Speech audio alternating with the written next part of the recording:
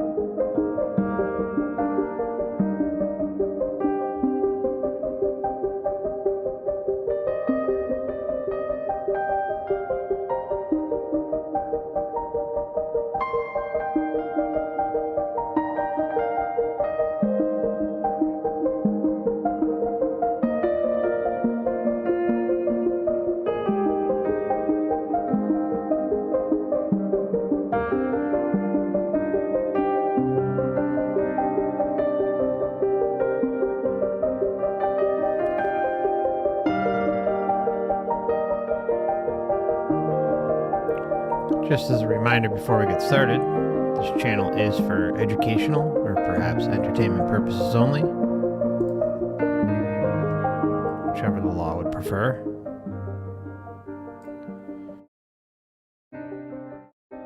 It's always important to do your own research and come up with your own conclusions.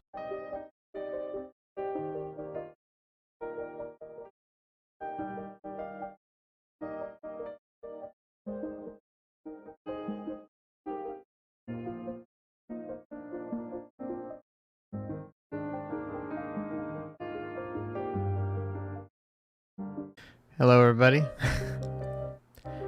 Good to see y'all. On this, well, it's 1:24 in the morning, so Christmas Eve.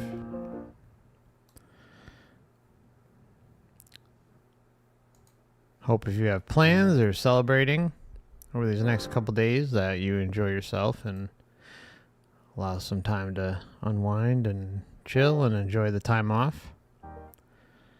Maybe with family, maybe with friends.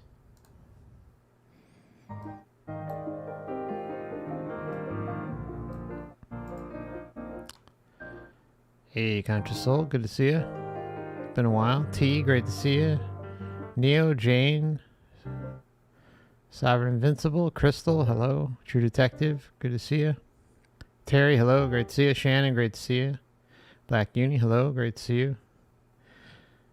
And anyone else who I may have missed earlier. On YouTube, hello, Jane. Hello, Holiday. Pacific, hello.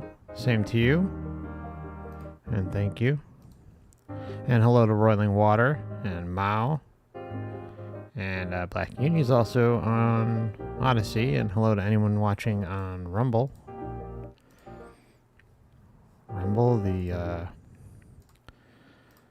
Rumble, the platform where people show up, but nobody ever talks. It's so strange. Every once in a while, I see people talk on Rumble. Now, I'm not 100% sure about this, but I have a sneaky feeling that Rumble juices the live stream numbers artificially. Maybe I shouldn't have said that, but I'm still rooting for the platform to be successful. So we need alternatives in these days, right? It's really important. And Odysee is a great alternative. I was going to do a separate video. I don't want to dive too crazy into it. I'm going to do an Odysee video on what's kind of happened over the last year or so. But in short, Library and Odysee are two companies that were linked. Library ended up going up against the SEC and putting a lot of money into lawyers and lost. And basically went bankrupt. Now, the Odysee itself is the website that hosts the videos, or the platform. Sorry, it doesn't host the videos. It's the website that facilitates the. It's just the platform, the visual aspect. Library was the actual hosting that was decentralized, but even though they shut down, all the videos are still there, and it's likely, well, it's not likely, Odysee supposedly reached a deal with another company, and they're working out some of the details for further decentralized hosting, which is great. How the platform's going to look in terms of people who create videos and people who watch videos, I don't know, but it seems like they're here to stay. So let's keep our fingers crossed on that. And as soon as I have any further information for those of you watching on Odysee, you'll be first to know it. But I have some suspicions on that one as well. Now, I mean, I'm pretty well up on what happened, but from what I gather, they were given a fine, and if they just paid the fine instead of hiring lawyers to fight it, they could have just went along business as normal, and library as a decentralized hosting service / platform would likely still exist. But they fought it and paid lawyers and lost. So who knows, right? I could be wrong about some of that, but that's kind of the lowdown on at least what I've seen. And I've reached out to the CEO of Odysee a number of times to offer him to come on for an interview. We could talk on Odysee about Odysee's future. And, you know, if you're listening out there, you're always welcome. And it would be great to have you. He was actually a really approachable person, which is cool. I mean, he used to talk back and forth occasionally on Twitter. He was amazing. Made himself available like no other CEO of some platform like that I've ever seen. But I think that the platform kind of owes further information to those who watch videos and those who put videos up. I just think that right now they're in the middle of like legal negotiations and still trying to pan things out. So keep an eye out for that. But as of a few months ago, Odysee's here to stay, and their platform goals of keeping it decentralized is moving forward. So, and that's what makes Odysee unique and great as a platform.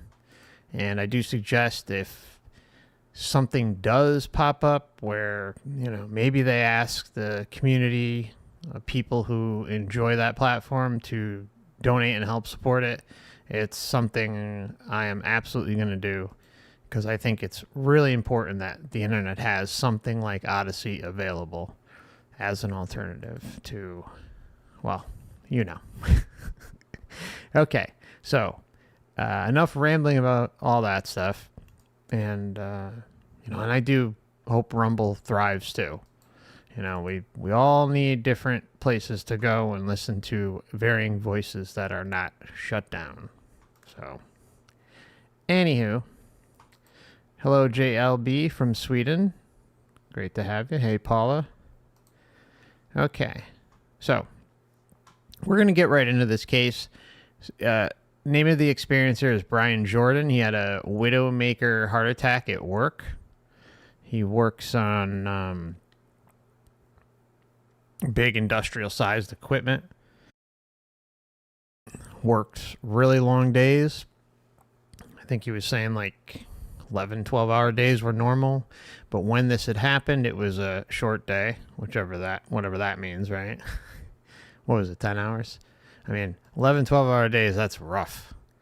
But he has it's classified as 3 NDEs, and he did, there's no doubt he died, but there's some, I'm not sure if it's 3. I kind of have a sneaking suspicion that it's an NDE and a couple of OBEs, all based around the same event, right? Having this heart attack. But I'd love for you guys to listen and chime in and let me know what you think, either in the live chat or in the comments if you're watching the replay, because it's a really interesting case. So let's just dive right into it. I don't want to drone on too long because it's kind of late and we got a lot to cover. So thanks again for showing up tonight, and appreciate you all. And it's going to be a fun one. If I could find what the heck I'm looking for. Oh, shit. Okay, where are we? I'm sorry, please hold. Just as a reminder, you're listening to Forever Tardy Research Channel, home of the latest live streams on the internet and the latest in general of showing up. Okay, so there we go with that. Here we go with that.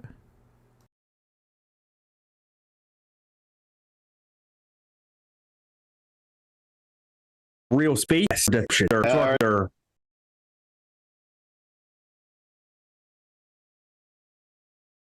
Brian, Jordan. Brian, welcome to Real Spiritual Talk Radio.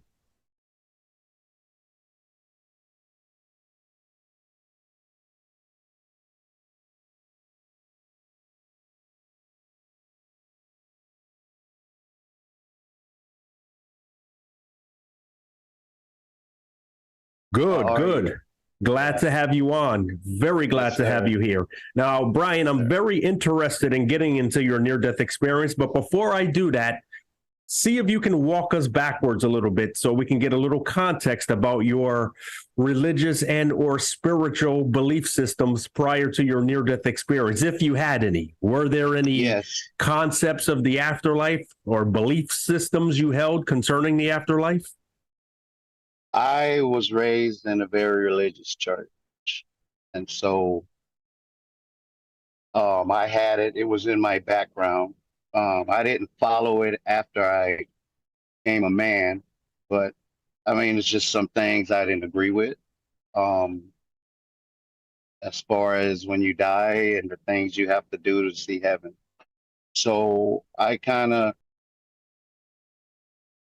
religious church, and so.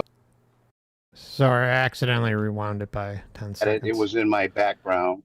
I didn't follow it after I became a man, but I mean, it's just some things I didn't agree with.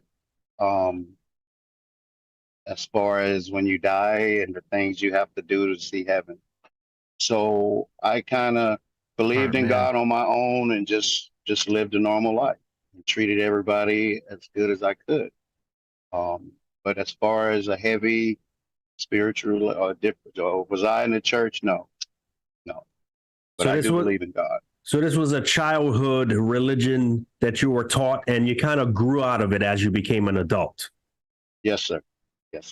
Okay. So why don't you talk to us about what it was that triggered your near-death experience to occur? I know you died several times. Talk to us about that. Yes, sir. I got up one morning. I went to work. It was a Saturday, and we were going to work a half a day or a short day, because we normally did 11 hours or 12 hours a day. This was going to be a short day. So I'm a heavy equipment operator, and I was running a bulldozer. And so I stopped for lunch, and I ate me a peanut butter and jelly sandwich, and I immediately went back to work. And in the first minute or so, I had this pressure in my neck, heavy pressure. And I had never felt that before. So I stopped and I got off the machine, and then my breathing started laboring. I could tell something was going on with my breathing. So I was working with another guy, water truck driver, and I had him to take me to the office because I thought I was having heartburn. So as the closer we got to the office, the more I was laboring. I'm like, what is this? So when I walked into my medic, I said, I am having chest pains because I had this a year before. I wasn't thinking heart attack. And she was looking at me and she was like, no. She said, I'm going to give you some aspirin, because I told her I wanted some Tums. And she like, so she gave me some aspirin and Tums. And she made me sit down. And then my safety man came in because they news start spreading that I came in. I was sick. So he came in and he told her, well, I'm going to take him with me to our other office. And she said, he's not going anywhere. And I sat there and I'm like, man, I'm at work. It's the worst time to be sick, but it happens when it happens. So I was sitting there and then my arm started hurting. That's when I knew. I said, I'm in trouble. Trouble. But I didn't get afraid like I did the first time. And I said, God, if I offended you, I'm sorry. Because I knew I was in trouble. And so as I sat there, my mother started calling. I said, I can't answer that right. And I'm glad I didn't. Because right after that, I felt myself getting sleepy. Actually, I felt myself passing out. And my safety man was sitting right across from me. We was almost knee to knee. And when I started passing out, I said, man, I hope he catch me. That was my last thought before I slammed my face into the floor. So I opened my eyes and my medic was on top of me. She just pushing my chest. So she never saw me open my eyes. And I said, hey. And she looked at me, man, and she just jumped off of me. And I'm like, I said, what you doing? And she said, Bryan, she said, your heart stopped. And I said, oh no. I said, no, it didn't. I said, I was asleep because I was dreaming. And now she really looking at me like, she said, Bryan, she said, you died. And I said, no. I said, no, I didn't feel like I was dead. I'm ready to argue with this lady. And that's when I looked down and my shirt was cut off and the patches were on my chest and the machine was sitting there just talking, the defibrillator, AED, however they say it. And that's when it really hit me. And I made them get me off the floor. You telling me I was dead. I said, ain't no way. But then because of the stuff that I was seeing, so immediately when my eyes closed, when I fell out the chair, and it's like when I start paying attention to where I was amongst the stars. I was amongst the stars. And so I'm looking around and you could tell I was like in the universe. And there were things happening. As I was sitting there, there were these things. Now, a lot of this stuff, some I can tell you, some I can remember and some I can't. So as far as me looking at them, I can't remember what they were. I don't know if there was it was a craft or they could have been angels. I remember looking at them. And as I was looking at them, they were shooting across the universe, just shooting across. And they were leaving these trails of lights behind them, as they go back and forth. And that's when I told myself, I said, what are those? Because I've never seen nothing like that before. So, and I hate that I'm sure it's going to come back one day to exactly what I was looking at. But they were doing their thing. And that's when I said to myself, I said, okay, I remember falling out the chair. Um, I remember falling out the chair. I said, I'm asleep. I must have passed out or something. So that's when I said to myself, I said, I must be dreaming. I don't know what I'm looking at. And so each time something changed, it was like a channel. It's like, so I left from there and I was somewhere else. So now I'm in this huge, under this dome type. It reminded me of a cave because the walls were rock, and it came and it was just like a big dome. It wasn't scary or nothing. It was lit inside of there. And the thing about, man, that place, um, as the walls came down, you know, like we have walls come down, connect to the floor, where there was no floor. There was no floor. So, and I'm perfectly still. And I'm looking down to where there should be a floor, and I was looking into the universe. I was looking, it's like we stand outside at night and look up. Well, I was up looking down. Pretty deep stuff, huh? Whew. Where there should have been a floor. So what was there were square cut rocks, like a walkway. It was a pathway.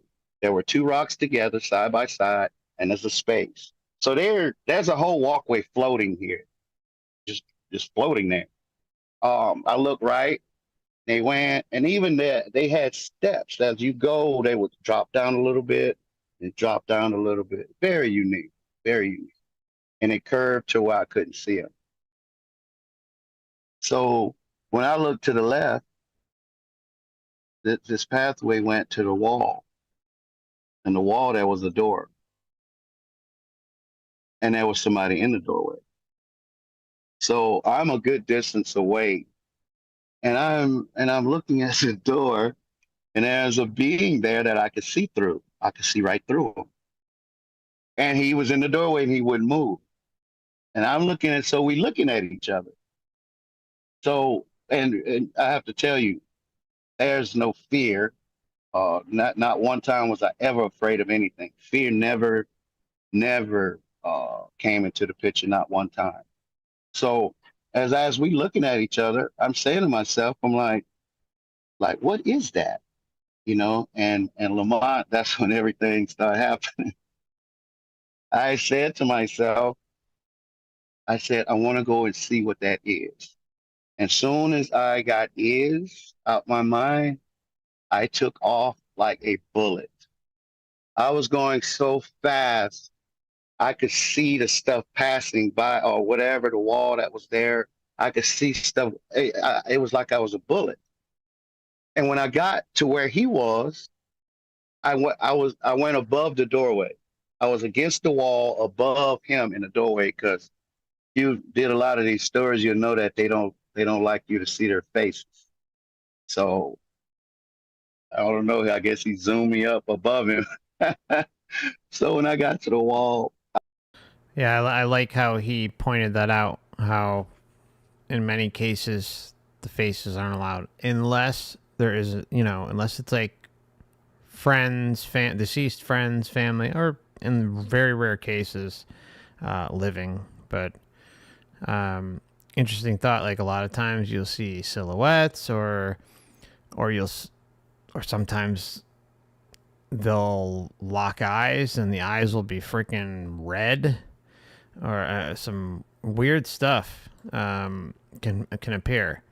But of course, it varies case to case. Then there's other ones where people swear up and down they saw Jesus, but the Jesus that they have constructed in their head as the manifestation or representation, I guess we can say, based on that belief system, that experience is rendered for them and customized.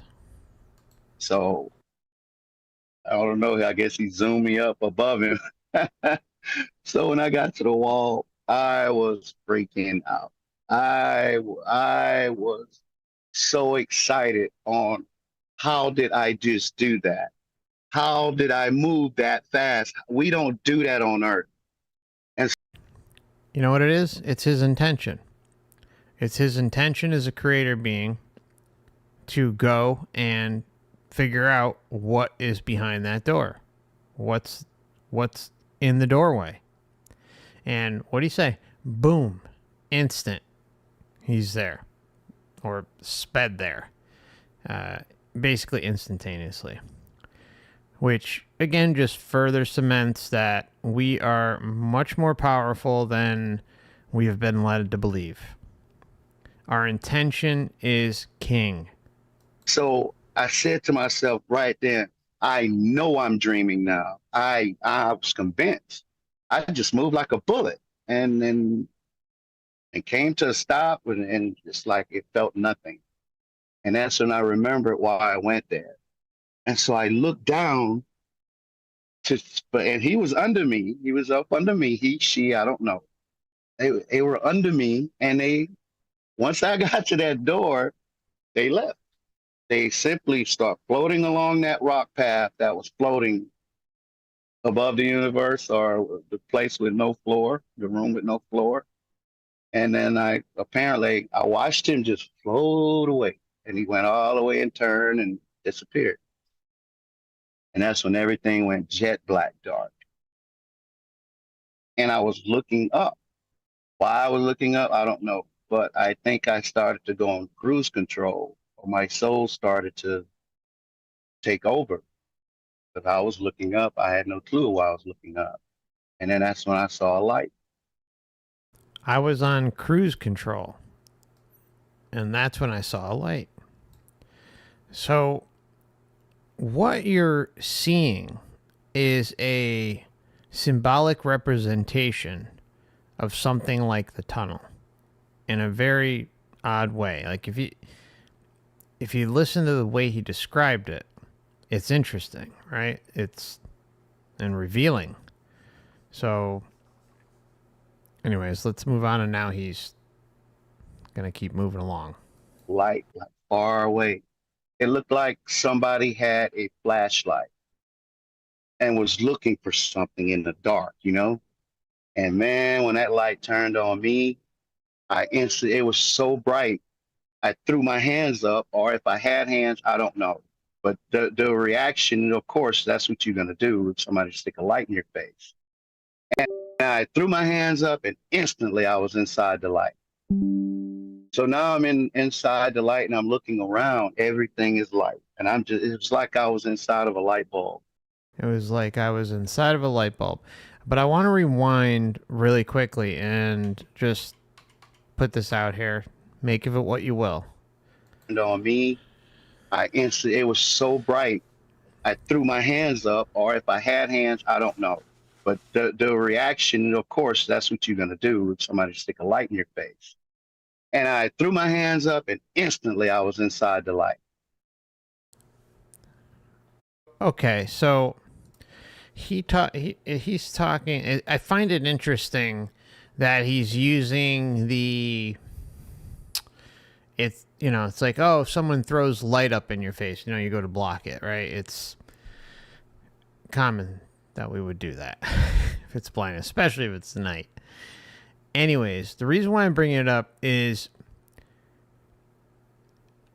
when I was listening to his experience, it made me wonder, because of the odd progression of events. And again, I can't prove any of this. It's just a possibility that sometimes experiencers will go in and out of their experience, in and out of back to the earth realm and back to the astral, back and forth, back and forth.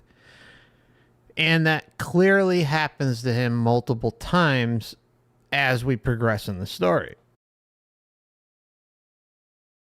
The question I'm curious about is, when this light is happening, and he's using that analogy, medical staff will commonly put lights in your eyes, right? Go back and forth, trying to see if you can get a response. Now, if that happened to him, or if they were trying to wake him up or whatever, maybe he was shook up, came to briefly and then flatlined again. I don't know, but given the chain of events, it's interesting to consider. Again, I don't know, but just throwing it out there. So now I'm inside the light and I'm looking around. Everything is light. And it's like I was inside of a light bulb. Everything was light. And so I could tell I was changing because I wasn't asking questions like I was in the first two parts. So now I'm in the light and I'm changing. I wasn't as curious no more, you know? And so what did you just say? Now I'm in the light and I was changing. Light and I'm changing. I wasn't as curious no more. I wasn't as curious no more. Big words right here. You know? And so the light in front of me started changing into a fog. It was a fog. And I was looking at the fog and then it started thinning out. And as the fog started thinning out, I could see a blue sky. I'm looking at a blue sky. And I'm like, okay. So as I'm being nosy as to what's happening with the fog. So he's getting more disconnected with his human form. He's in the light, not caring as much. This tends to fall in line with some memory wipe activity or some part of it. And, Bryan clearly admits that, certain memories would come back or certain memories were lost or scattered, but he's got a hell of a recollection. So I do not want to take that from him, but interesting, right? Yeah. And the fog, the fog could be a representation, right? Foggy memory. But I went into this ecstasy of love, and it was flowing through my soul like currents. Like if I stuck my hand and grabbed a live bolt, and it just flows through you, man, and it's so deep. And all you feel is love, love, love. And it's like unending. And it's just flowing through you. Unending love, love, love, love, just flowing through you. Yeah, I mean, this is part of the distraction. Like unending, and it's just flowing through you. Best I could describe it is like if I took you and stuck you under the Niagara Falls at the bottom, with all that force coming down on you. That's how that love was just running through me. That's the best way I can try and describe that, because it just takes you. I was taken. I never forget that. That was the best feeling out of them. I was taken. I was taken. I was taken. Come on. Interesting words. I was taken. I never forget that. Was the best feeling out of the whole NDE experience, was that love. The best feeling. We hear this time and time and time again. Remember, the light is a drug dealer. The light is the one giving away free samples on the corner, trying to get you addicted. And, boom, you go to it, you comply, you consent, you allow yourself to get lost in the shuffle of the belief systems of the matrix that are being sold here. And then those follow over because you know no better, and that's not your fault or my fault or anyone's fault. We get lost here. We get lost in the sensory experience, and we have to figure our way out. And that involves relinquishing attachments. It involves not falling for the love bomb and feeling like we need it, or allowing religions and different spiritual beliefs to take us over. And all those spiritual beliefs seem to conveniently end up in worship of something exterior to ourselves, not us taking control of ourselves and sticking up for ourselves, but instead just handing over our sovereignty and our essence to something exterior to us because of belief systems learned here and in past lives. But we're talking about this current incarnation because this is the one that we're more aware of, or if not only aware of. And so as all that was flowing through me, I saw the words forgiveness, I saw the words love, and then I saw the word peace. And when I saw the word peace, I came out. Look, I came out of the light. And I was in the sky, and I felt like a god. I was in the felt like a sky god. looking down at I was looking at land and trees. And man, I tell you, I wasn't Bryan anymore. Okay, so to me, how there's this jump, right? From the light to saying, oh, I was a god. I was looking down. I was looking down at Earth, the trees, this and that. There's a gap here. There's a gap in the story that we're missing. We're not getting all the information. It's the no fault of Bryan, but I feel that something is missing.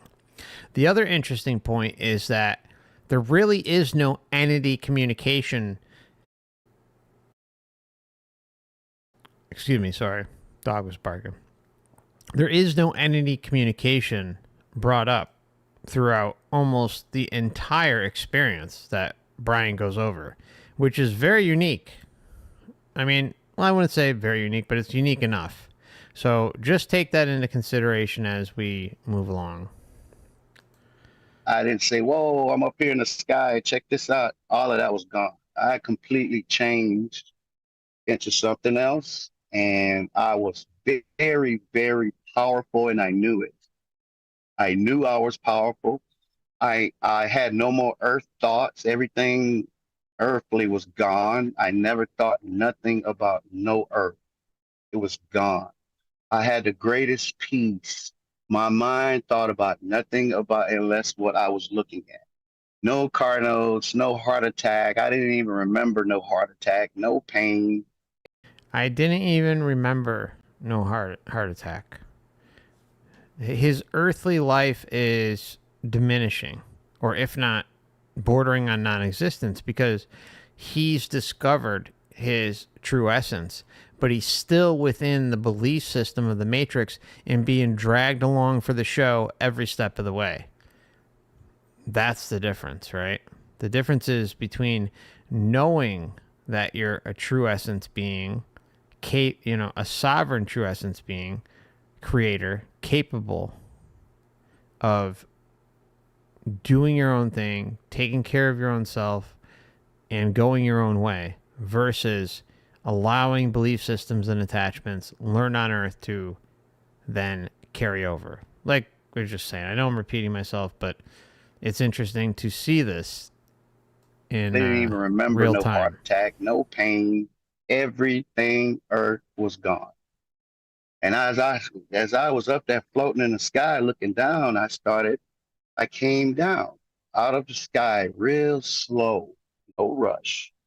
And I went to these pine trees, and I started at the tops of the pine trees, looking at the needles, because the needles were so green, real green. And so I started floating down, and I was looking at the needles. When I tell you you know what a pine tree looks like with all the needles on it. I could see all of them. I could see every needle, every individual single needle. Nothing escaped me.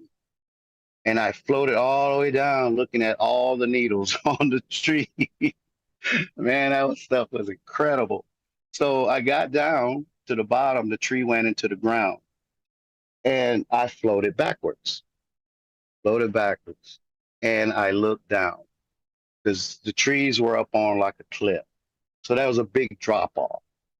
And the walls of the dirt or whatever was the same color of the walls that was inside the cave. It was orange color, orange rock color.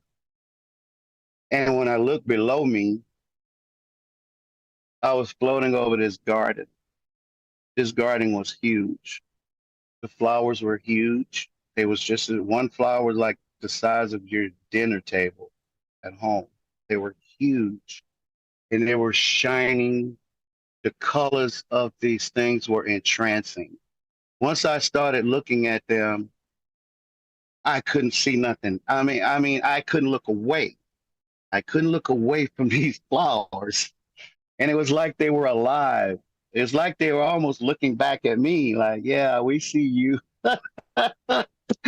And I can see, I was looking at them. Mind you, now I'm up here floating and I'm drifting to the right. I was drifting real slow to the right. And I'm looking down and I could see that way and I could see that way. These flowers ran in this valley, like, and they ran, and there's millions of them, and they went far as your eye can see on either way. While I could see that way and that way, I could see the rays, the white rays were coming out the sky, real white. I didn't see where they're coming from. I had a feeling it was the light that brought me there that was waiting to take me back because I couldn't stay. I was waiting to take me back. Waiting to take me back. What facilitated the familiarity of the pine trees, the nature scene, the familiar colors that were that resembled his experience in quote unquote the cave, which we can say is more than likely a representation of the tunnel? Well, most of the time, well, I'd say most of the time, I'd say almost every time, without fail, the system seems to align the experience with a distraction. And in this case, it's nature. Not family back on Earth, not friends back on Earth, not the pets, not mom, not dad, not grandma, grandpa, who's back on Earth and may need your help, or your child. It's boom. Some sort of nature scene, which I don't know the reason why, but if I had to guess, that's what happened, because he went from the light to hovering down, looking over, quote unquote, the universe, and then experiencing the nature scene. It's really a wild case.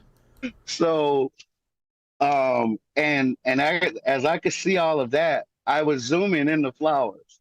I would zoom them up to me. I could zoom them in individual and still see was there and still see everything that way and that way. It was incredible, man. And as I soaked all that in, because I couldn't look away from the flowers, they just had me. And so the channel changed again or however, and I was in the sky. And I was by myself. I was no land, no nothing. Just me in the blue, blue sky. The channels changed again. I was in the sky. And I was by myself. I was no land, no nothing. Just me in the blue, blue sky. And then something happened with the sky. It's like you're looking at a blue sky and something shit or open or something. And then that was these 4 lights. White, super bright lights. And as I watched these lights, they started, either I was going to them or they were coming to me because they were getting bigger. And halfway there, all of these other lights just start popping up around, popping up all over me. And it was like I was a disturbed bee nest. These lights were swirling and I'm just watching the lights just swirling all around me. And when the big lights got there, all of the little lights started leaving me. And like little bullets, they was going to the big lights, going all around me, taking off to the big lights. And they were all going to the top light. And as I was watching this show, these lights started melting together. And then I could see a head. Then they was filling him in, and then a neck. Then it went out to the shoulders and down, and you could tell he was either holding his hands because his elbows came to a point. You know, inside he light. You can't see hands or nothing. And man, when they filled him in, and I looked at him, his head was down. He had his chin on his chest.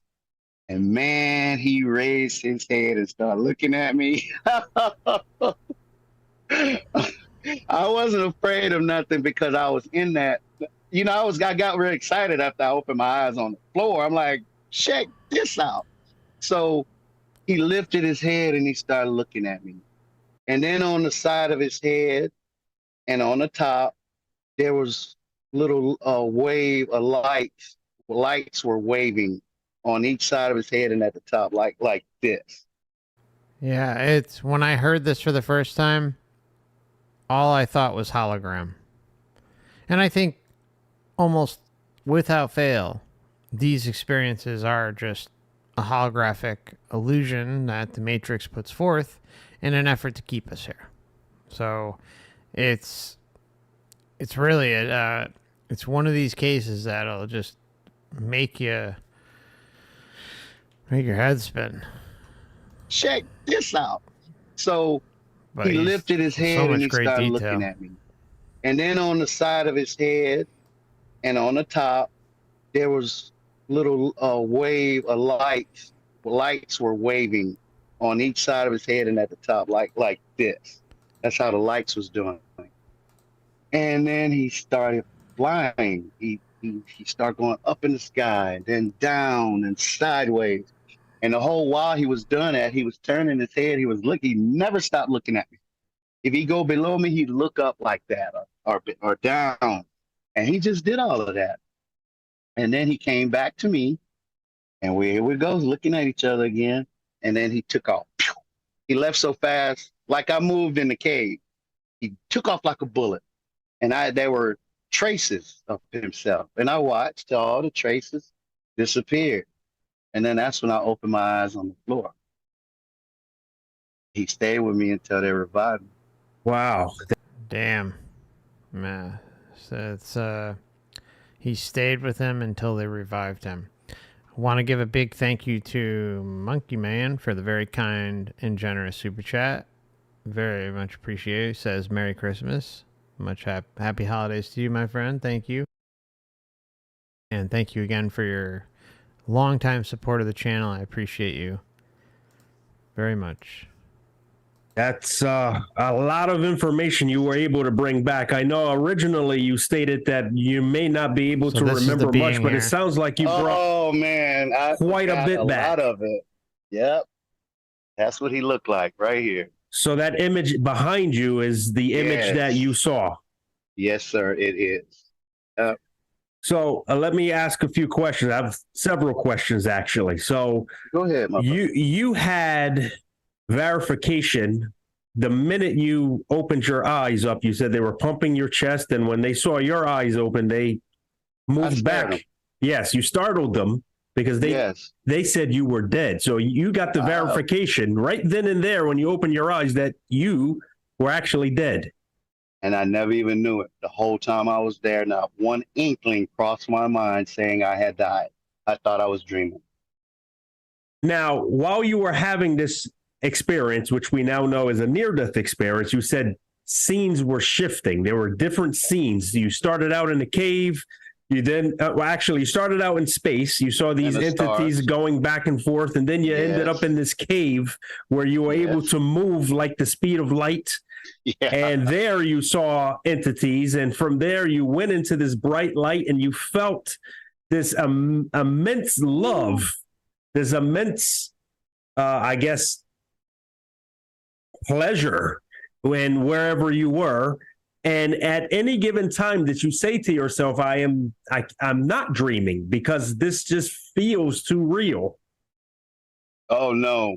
I mean, you know, when you say die, that's a real big word. But I never, not one time, I When I first hit the stars, I said, okay, I fell out the chair, I'm asleep. And then when I moved like a bullet and I'm seeing this invisible, I'm thinking he was my guide because he never moved from the door. And he's just there and we looking at each other and he was like, Brian's going to figure it out how to move himself. And I figured it out. I just thought it and off I went. I figured it out. I just thought it. Intention. Intention's everything. So don't doubt your abilities. We all have them. The Matrix just likes to twist and distort them to its advantage. And that's exactly my next question. You seem to have this motor control. You said you were up in the air and this aerial position looking down. You said you yourself felt like a god. Man. Did you have the motor control? Could you move left and right if you wanted to, or do you feel something was pulling you? No, I mean, it's like I was on a cruise control. You know, my soul just went. I wasn't thinking, I wasn't even there no more. You know, my soul, when I came out of there, I was completely changed and I was very powerful and could have done whatever I wanted. I was very powerful and could have done anything I wanted. Problem is the interaction, the continued endless interactions with the Matrix. Look, the words that he shares should be reassuring, but at the same time also be a warning based on the chain of events that we've witnessed. And having the knowledge that the experience is customized and set up in a way for us to continue to chase the trail. You know, it's the carrot and the stick. Run, run, run, run, run. Keep chasing the carrot. Run, run, run, run, run. And chase the illusion, chase the illusion, chase the illusion. Meanwhile, he's sitting there, we're all sitting here with creator being abilities and can use our intention to do whatever the hell we want. And when we leave here, that's all we've got to do. But we also got to shield ourselves, protect ourselves, and make sure that we don't fall into the same old deception over and over again and end up reincarnating. Or, you know, it's not even just about reincarnation, my friends. Really got to drive that point home. It's not just about reincarnation back to Earth. It's also about just being in the overall system that is linked to this. Because the claws or the hands, the arms run deep. They span multiple astral realms. And like we've talked about before, I think there has to be a number of other material realms, a number of other different realms that we can't even fathom that are linked in this whole shit show. And the whole point is to transcend and get out of all of it so that we are completely under our own control, our own sovereign direction, and just protect ourselves, shield ourselves, and just make sure we're looking out for us. Number one, looking out for you. And see what happens. I don't pretend to have all the answers. All I know is that this place and the astral realms, from everything I've seen, it's all about distraction and getting us to give ourselves away. So when does it end? Why is taking the sovereign path considered a negative thing or a bad thing when everything points towards that being crushed? It's on display in the biggest form possible while you're here. How we're crushed. Yeah, I mean we have some semblance of control, but we at the same time we have the limitations of the meat suit. We have the limitations of the realm makeup itself. So what's it going to take? Just blind belief that, oh yeah, you know, the light's God, or, you know, creator sources, everything is advertised, is legit, and I'm just going to blindly trust it. No, that's just pure insanity. And think about it. If reincarnation, well, not if, we know reincarnation is real, but taking that into account, knowing that reincarnation is real, and if we keep coming back here, what is it? The definition of insanity. Doing the same thing over and over again and expecting a different result. The problem is there's a tool involved with all this, and that's called the memory wipe, where we come here not knowing where we came from, why we are here, where we are going, rinse and repeat, rinse and repeat, rinse and repeat. It's the same thing over and over again.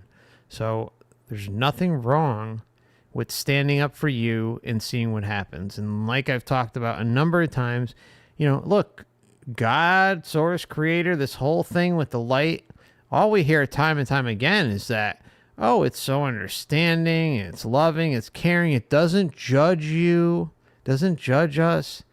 All right, so if that's the case, then it's surely not gonna mind me and you and everybody here taking a sovereign direction with their afterlife, right?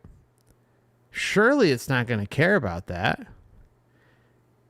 And you know what? If we decided after taking the sovereign direction that, hey, I'm going to go back to the light. Maybe I got to go back there. Not saying that you will, not saying that I will, but say for some weird reason, we end up thinking that this is something that we need to come back to, or at least to the light. And because it's portraying itself to be God, source, creator, then it shouldn't mind, right? It shouldn't care. It's understanding. It's loving. It's forgiving. It doesn't judge us. So you can't lose by taking the sovereign path. It's a win-win situation. Because if everything is as advertised and everything is as cracked up to be, then what's wrong with waiting a little while? What's wrong with taking the sovereign direction and protecting yourself and going about your existence and then making an informed decision without influence?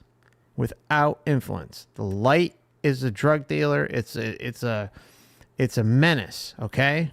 Capable of very powerful influence. So the question is you're just going to rely that everything is okay? There's nothing wrong with the system that you just came from. There's nothing wrong with this insanity that we're living in right now that is rooted from the light, from the source, from the creator, whatever you want to call it. There's a big problem there. And maybe, just maybe, the entire thing is bullshit and we keep falling for it. Again, I don't have all the answers, but there's a lot of implications, a lot of evidence to support that we're in one big freak show. I mean, a lot. It's not some small amount. It's a lot. And it's designed to rob us of our sovereignty.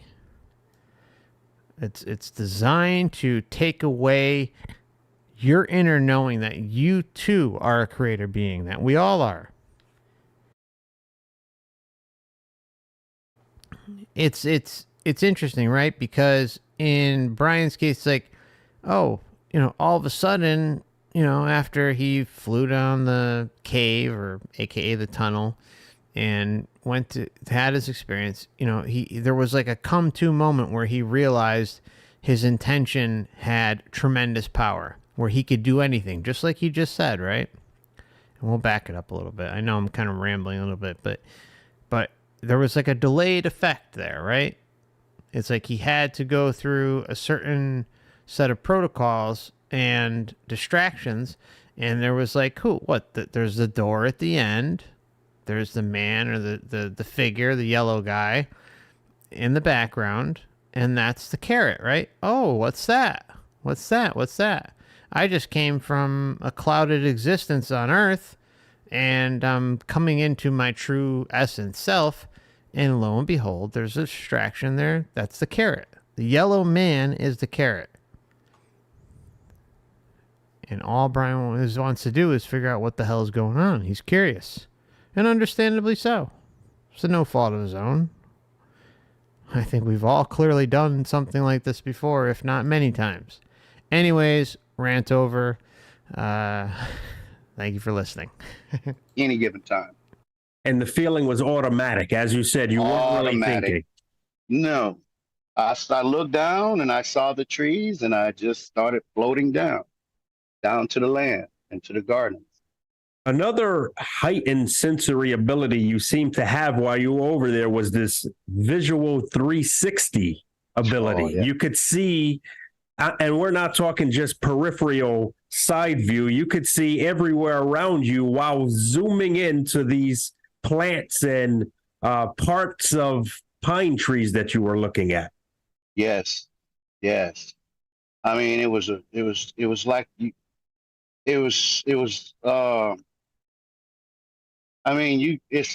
it's like you have a bunch of TV screens in front of you, and each one showing something different. But imagine all that in one. You know, I could see all that going on, no problem. I just don't remember seeing what made the rays come out the sky, what was causing the light from that place. I know it was no sun. They don't do suns there. The light is natural. Yeah. Right? More natural than natural, spiritually natural, I guess we could say. Yes. So then, as far as you can recall, you saw this light show happening, these smaller lights, and then there was a bigger light that formed, which was the silhouette of some sort of male figure or male entity, very similar to the picture behind you that you just showed the audience. Sure. Out of all of this time that you were there, was there any type of communication? Many near-death experiencers talk about telepathic or telepathy in terms of communication. Did anyone say anything to you? Did you say anything back to it? No, that happened in my hospital bed. So there was no conversation. It was just visual. Nothing. And feeling. It was like I was on a tour because the channel kept changing. And that brings up, I guess, to the next one. So let's talk about that. I know you said you died 3 times. Was this your first? Was this your first death? Yes, that was the first one. And I think she told me, with all the commotion, me just dropping dead, she said I was probably gone at least 4 to 5 minutes. 4 to 5 or 45? No, 4 to 5 minutes. Oh, no, 4 to 5 minutes. 4 to 5 minutes. Okay, Yes, so this sir. was very brief, but it probably felt like you were there for an eternity. When I asked her, when I came back, I said, how long was I dead? She said, I thought she was going to say an hour. Man, because it was the time. Man, she said 4 minutes. I might have been up there in the stars in the first part, and that might have been 4 minutes, or that with the cave a little bit. But man, look all what I saw, and all the time, and all what happened. And she said 4 minutes. I could not believe it. I couldn't believe it. Yes, many near-death experiencers consistently say that time on that side is much different than our earthly time here. Yes. Oh, yes. It's like the time don't move. So like the time doesn't move. With that said, why don't you take us into your second death experience, if you could? Okay.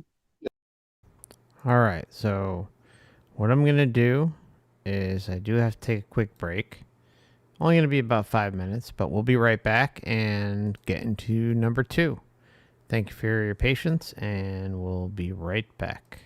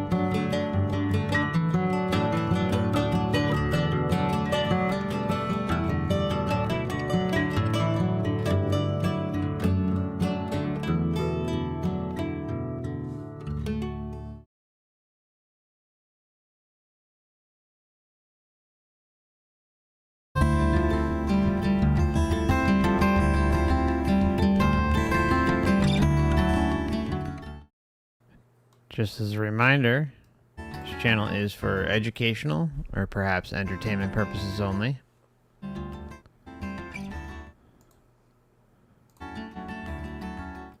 Whichever the law would prefer.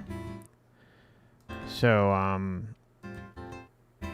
let's see, where was I gonna go? I was debating on rewinding this. Now see, like, the anomaly in this case, there's 2 points. I feel like I was almost going to rewind at the beginning, but I want to go back because I think it's important. And maybe I misheard it, but I know I didn't mishear the part about how he said, you know, he said multiple times, I thought I was dreaming. What do we hear with NDErs all the time? They constantly will say it was more real than real. All right, they're very, very distinct in what they're trying to convey to the listener. So what's interesting is how he, I'm sorry, one moment. having a issue here. Let's see, I'm at 29 minutes. Alright, so let me back it up, if you guys don't mind, to the beginning. We're only going to cover the first few minutes of the case, where he's basically describing what happened and how he first came out of it. So if you guys don't mind, let's just back it up, and I want to point something out. There's a heavy spiritual difference. Was I in the church? No. But So I this do was- believe in God. So this was a childhood religion that you were taught, and you kind of grew out of it as you became. So I got up I'm going to skip past some of it because I'm just trying to find to the point when he's, you know, at work and it happens. one morning. I went to work. It was a Saturday, and we were gonna work a half a day or a short day, because we normally did 11 hours or 12 hours a day. This was going to be a short day. So I'm a heavy equipment operator, and I was running a bulldozer. And so I stopped for lunch, and I ate me a peanut butter and jelly sandwich, and I immediately went back to work. And in the first minute or so, I had this pressure in my neck, heavy pressure, and I had never felt that before. And so I stopped and I got off the machine, and then my breathing started laboring. I could tell something was going on with my breathing. So I was working with another guy, water truck driver, and I had him to take me to the office because I thought I was having heartburn. So as the closer we got to the office, the more I was laboring. I'm like, what is this? So when I walked into my medic, I said, I am having chest pains because I had this a year before. I wasn't thinking heart attack. And she was looking at me and she was like, no. She said, I'm going to give you some aspirin, because I told her I wanted some Tums. And she like, so she gave me some aspirin and Tums. And she made me sit down, and then my safety man came in, because news started spreading that I came in, I was sick. So he came in and he told her, well, I'm going to take him with me to our other office. And she said, he's not going anywhere. And I sat there and I'm like, man, I'm at work. It's the worst time to be sick, but it happens when it happens. So I was sitting there, and then my arm started hurting.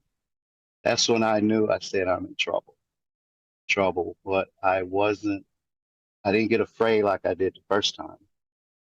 And I said, God, if I offended you, I'm sorry. Because I knew I was in trouble. And so as I sat there, my mother started calling. I said, I can't answer that right, and I'm glad I didn't. Because right after that, I felt myself getting sleepy. Actually, I felt myself passing out. And my safety man was sitting right across from me. We was almost knee to knee. And when I started passing out, I said, man, I hope he catch me. That was my last thought before I slammed my face into the floor. So I opened my eyes, and my medic was on top of me. She just pushing my chest. So she never saw me open my eyes. And I said, hey. And she looked at me, man, and she just jumped off of me. And I'm like, I said, what you doing? And she said, Bryan, she said, your heart stopped. And I said, oh no. I said, no, it didn't. I said, I was asleep because I was dreaming. Okay, so, he says, look, we know his heart stopped, right? The medic or whoever was on staff at the time taking care of him, he flatlined. For how long, we don't know. What's interesting is, again, how he says, I was dreaming. I thought I was dreaming. Now, I'm trying to think how to Let me just back this up here. Hold on. I'm trying to think the best way to show Do it. this. And she said, Brian, she said, your heart stopped. And I said, oh no, I said, no, it didn't. I said, I was asleep because I was dreaming. And now she really looking at me like, she said, Brian, she said, you died. And I said, no. I said, no, I didn't feel like I was dead. You know, I'm ready to argue with this lady.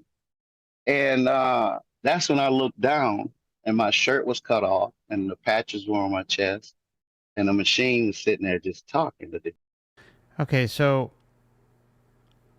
you know, most people at that point would know that they have that they had died and had an experience and then came back, right? Like they would.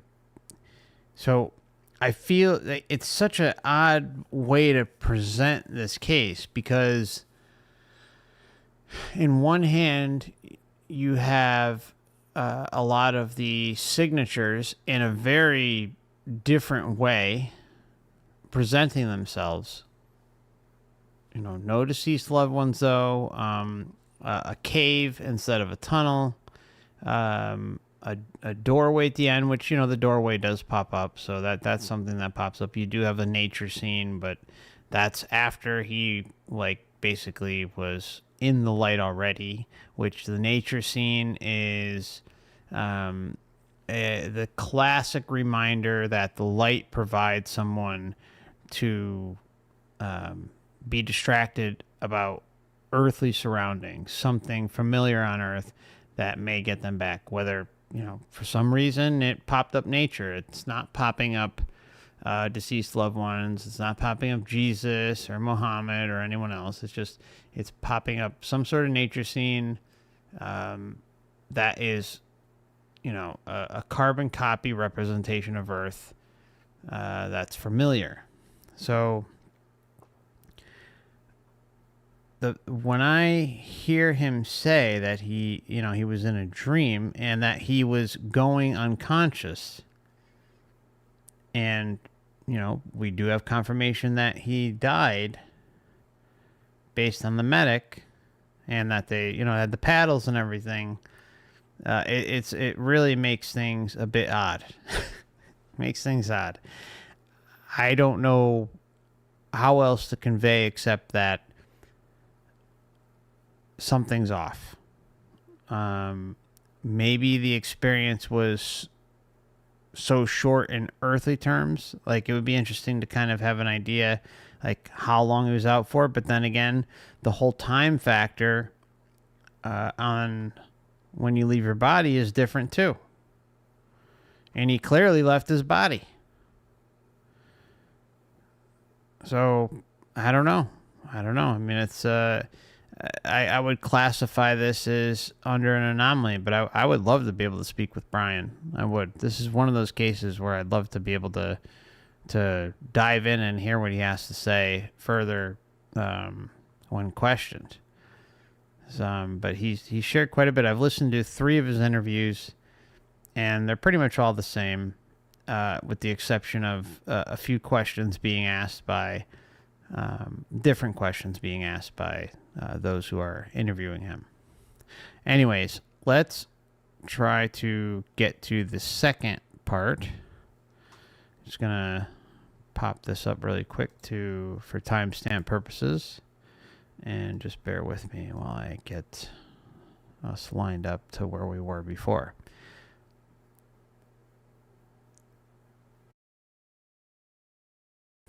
I mean, it's odd that you know, that saying it's a dream. It's a little different. Happened, and she said for a minute I could not believe it. I couldn't believe it. Yes, many near-death experiencers consistently say that time on that side is much different than our earthly time here. Yes. Oh, yes. It's like the time don't move. So the time doesn't move. with that said, why don't you take us into your second death experience, if you could? Okay.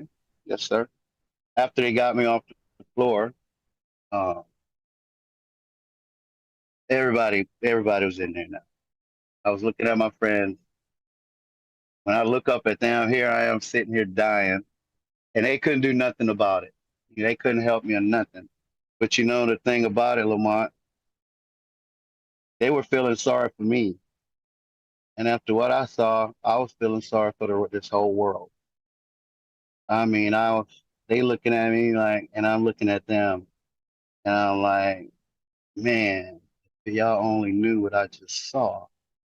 And I felt sorry for the whole world. I felt sorry for the whole world. Saw. And I felt sorry for the whole world on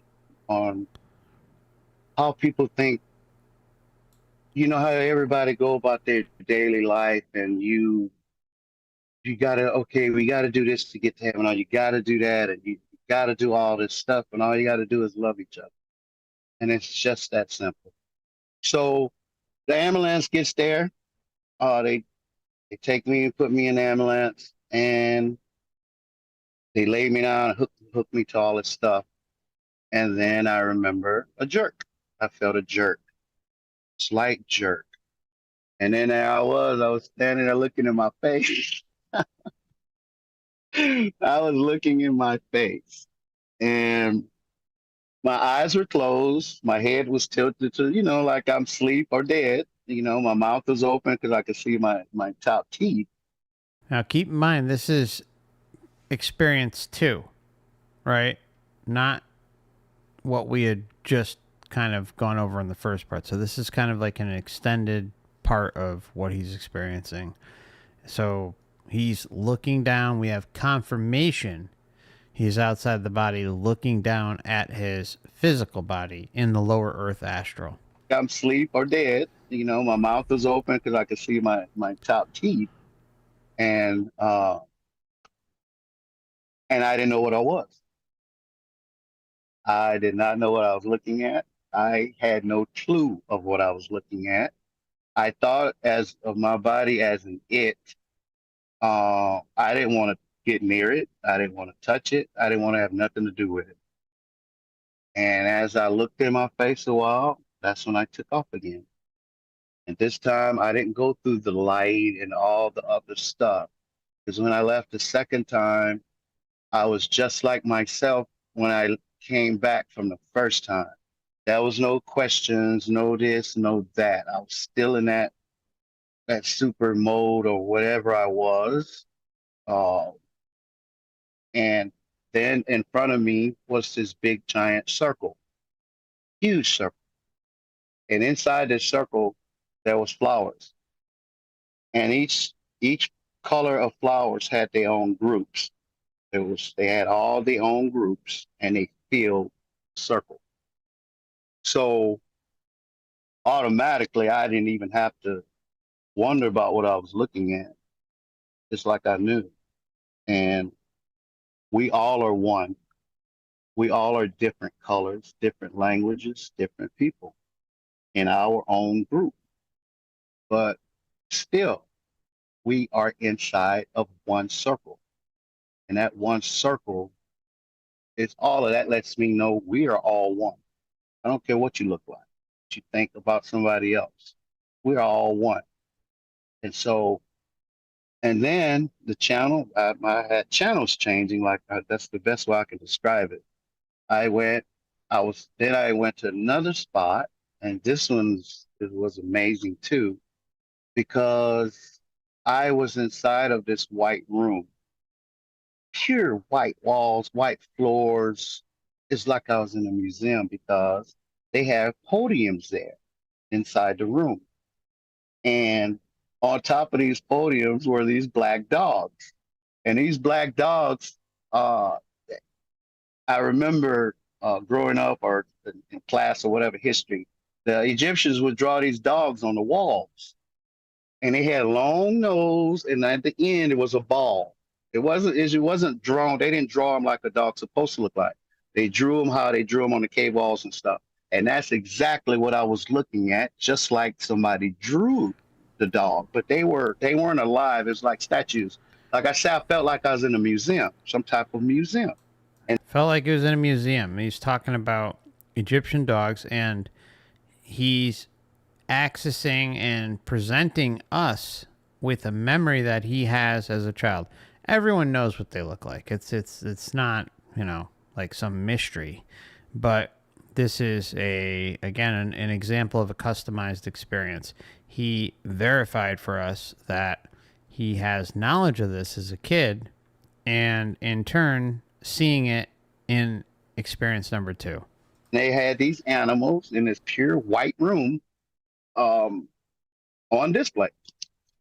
And then from there, the channel changed, and I was back in the sky amongst the stars, and I was looking down at the earth, or what I thought to be the earth, because it was blue.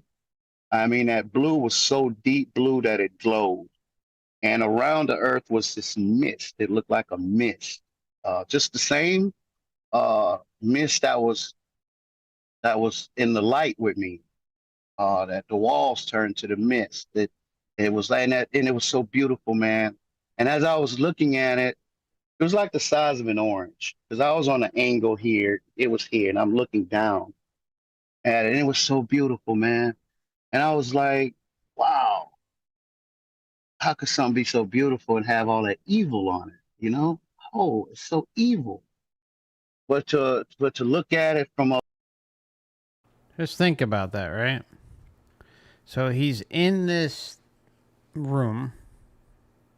I'm going to back it up, and I'm going to go over it one more time. Hold on. angle here, it was here, and I'm looking down at it, and it was so beautiful, man. And I was like, wow, how could something be so beautiful and have all that evil on it? You know, oh, it's so evil. How could something so beautiful have so much evil on it? I find it interesting that there's, you know, this transition, this smooth transition between, you know, what he noticed in this quote unquote museum with the podiums and the dogs, the Egyptian representation, and then boom, he's looking at Earth and having these deep realizations about the evil. Keep in mind that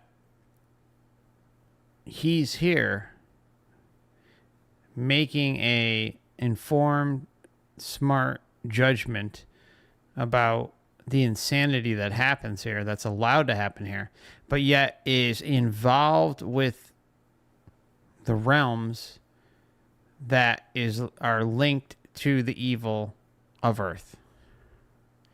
See, this is where you have to bridge the connections and ask yourself, how come if someone can have this deep realization that they would come here? And this isn't the first time. Like, we see it in NDEs, we see it in pre-birth memories, we see it in after-death communication sometimes, life between lives, where these realizations, not shared death experiences, I'm sorry, breakthrough trip reports, things like that, right? Where these realizations are either known or rediscovered and realized on a very deep level. And yet, here we are, right? We're all here. We all made a decision. Who knows how many of us have that lucid realization in the moment? But the one thing's for sure: life between lives, pre-birth memories, pre-birth planning, NDEs. NDErs don't want to come back. They say it all the time. I don't want to come back. I didn't want to come back. Pre-birthers, you know, over and over, I don't want to come. I didn't want to come. I didn't want to come. I didn't want to come. Or I didn't want to come back. Either one of the two. It's the same phrase over and over again. They're saying this because they know when they get here, not only do they lose their memory, but they have to deal with the repercussions of reincarnating or incarnating here for the first time, perhaps, you know, for the select few that have just gotten here. But yet there is this realization from an outside of the body perspective that is so far removed from the earth realm that they realize how fucked up it is here.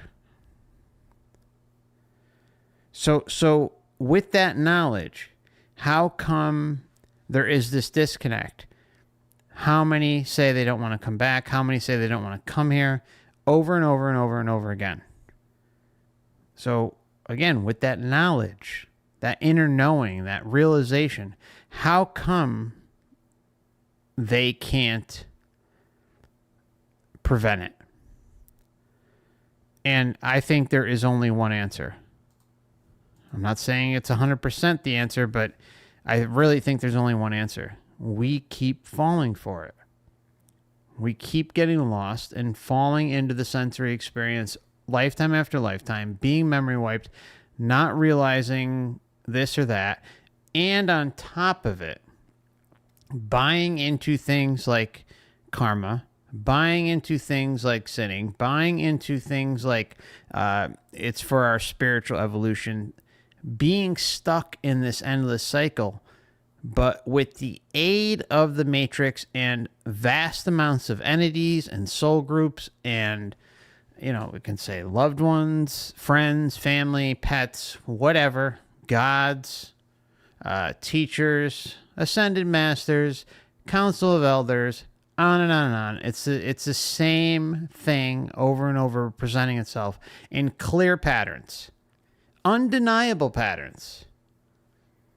Now, yes, we are taking what we're seeing through a human perspective, and of course, with some inner work ourselves and going outside the body, or maybe doing regressions and kind of coming up to other conclusions as well that isn't just solely relying upon just the data. It's like where to the point where you can actually go and get some sort of confirmation about some of this, right? Not necessarily all of it, because remember, we're working on a limited perception. We're working on a limited frequency. I don't like using that word, but that's what it is, right? There's only so much we can do while within the matrix system, while in the body, or while outside of the body, entertaining the matrix system and all of the distractions and illusions and fuckery that comes with it. So, I mean, it's deep. It's really deep. But I think there is more than enough there to warrant, I won't say 100% conclusion, but damn near close. Damn near close. We're not just talking about, 5, 10, 20 people. We're talking about thousands, if not hundreds of thousands, if not millions. Okay? And I'm sure if we really wanted to get something together where we could get like a huge data team together, a bunch of people who are dedicated to just processing data and picking out keywords and all that stuff, that we would have a massive database of evidence. But in reality, I mean, like, how much more evidence do you need? It's showing the same thing over and over and over again. It's showing clear-cut mechanisms on how this place functions, how it works, how it gets its rocks off. All right? It's showing the same thing. So there comes a point where you have to just say, okay, the patterns aren't lying. They're not lying. They're telling a story. They're telling us the algorithm of how this place functions, works, and deceives. Anyways, let's move on. Sorry for the ramble. But to look at it from up there, looking down at it, it was beautiful.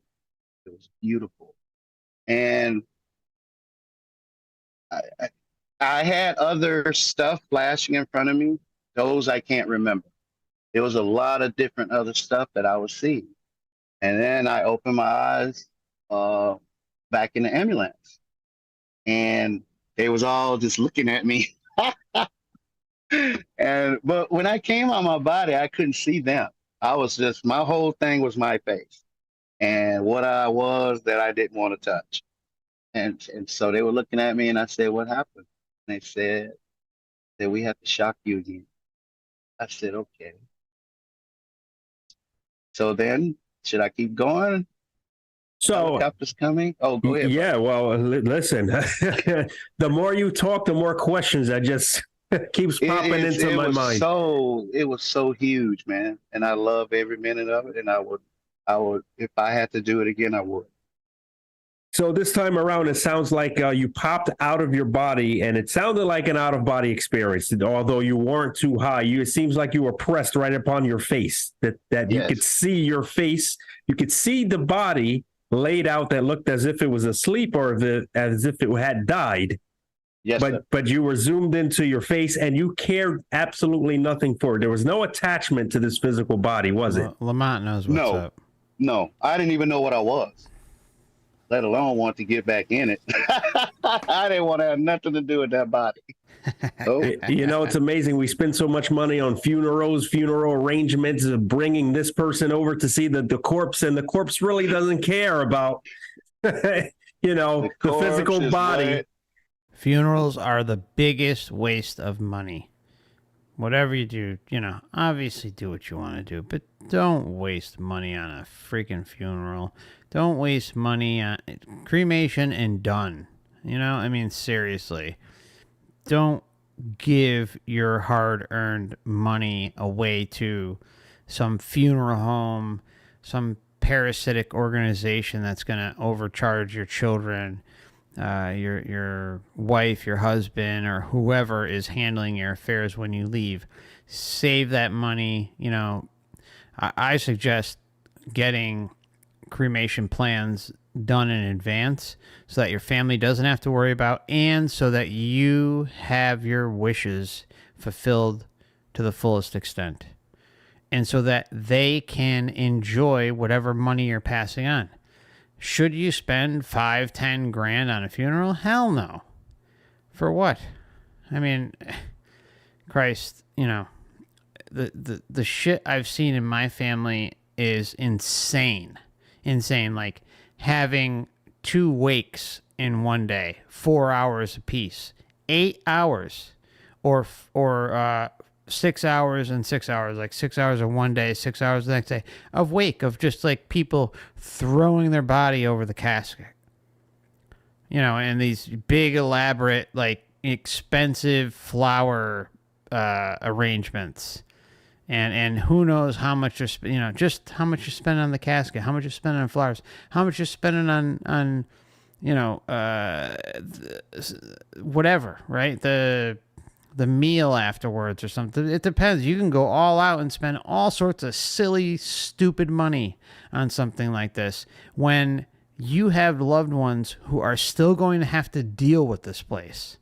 They're still going to have to live day to day. So what is it? Do you need to fulfill your... I'm sorry, I'm just going to say it. Do you need to fulfill your ego and have this big grand funeral? Or, to the nines and spend silly amounts of money? Or would you rather, hey, cremate me, throw me wherever in the ocean, throw me in a ditch, I don't care, and let me just pass my hard-earned money onto my children or my family, my friends, whoever you're gonna set up inheritance with, right? So that they can actually have a better existence while they're here. May not be great, but still, it's $5,000 or $10,000 that they can have to make it through, right? That's a lot of money. It's a lot of money.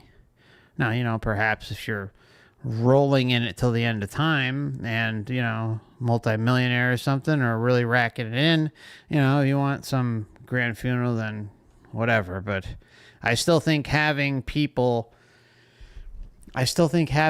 humans obsessing over your corpse is not a good thing. It's not. You don't want, you want things low key. You don't want intention of others or attention from others being directed at you when you're leaving. just going to say it. You know, it's just that these are things you need to think about. I'm not saying they're the end all be all, but it's like, why complicate things? Why spend more money when money means nothing at that point, and deprive whoever is inheriting that money from a better existence? 5-10 grand is going to go a long way, especially with the way things are headed right now. So think about it. You can cremate yourself, get it all set up, and then your family doesn't have to worry about it. Bing, bang, boom, done. You know, tell them you want minimal notifications. You know, you don't want family advertising it and all that stuff early on, especially in the early days when you just passed. You know, you don't want intention of others serving up a possible distraction for you. Not like it's going to matter because your intention is firm, most likely, right? But for those who may be on the fence or kind of half-assing it, and yeah, I'm just going to say it, half-assing it, right? If you're half-assing it and thinking, oh, well, you know, I don't need to find that firm inner resolve about my sovereign intention, and that, you know, when I cross that bridge, I'll get there. You know, I think that's a mistake personally, but at the same time, if you're there, then I think it's even more important for someone who may feel that way to make sure that their arrangements are done and that things are done in a very low-key fashion, especially in the first few days after you pass. Okay? That's all. Just my advice. You know, remember, this channel is for educational or entertainment purposes only, whichever the law would prefer. It is what it is. So, for some dirt, and that's just what it is. You then moved into an area, as you stated, scene to scene, and you learned in this particular scene, all these flowers filling this hole, that all are actually one. We may be divided by language, by culture, by religion, by socioeconomic status, etc. But at the end of the day, when people say things like, we are all children of God, that actually rings true. Yes, yes. We all in that circle. And ain't no way you get escaping out of it. It's just, we don't know that. You know, we don't know. So. Yes, because we're too busy dividing ourselves. Too busy fighting. Okay. You didn't say. So listen, look. All right. So that, you know, like the whole dividing ourselves thing. We don't know that. You know, we don't know that. See that? Let's just rewind to that part with Brian. Right? We don't know that about being quote unquote one with God. Have to go again a step further and say, well, what if this God, this creator, this source, whether it's phony or real, it's clearly asleep at the switch and has done a wretched job at what it's created. Okay? Let's just say it, all right? And anyone who disagrees with that, feel free to leave, because, you know, I just don't care anymore. I don't. It's like, if you think that the human body and the human experience is this amazing, incredible, beautiful creation that, you know, God did no wrong and that everything is grand and incredible and there's no flaws whatsoever and it's an honor to be in this vessel, then trust me, you're in the wrong channel. But if you think something's wrong, you think something's seriously wrong with this whole experience, doesn't mean you shouldn't still enjoy it and make the best of it, because I always have to say that. I don't ever want anyone to get to the point where this channel or this information or anyone talking about this is bringing you very low, right? The whole point of what I talk about here is to empower everybody and to say, hey, we can be sovereign beings. We can take back control of our true essence, our memories, our experiences, and move forward and not look back. But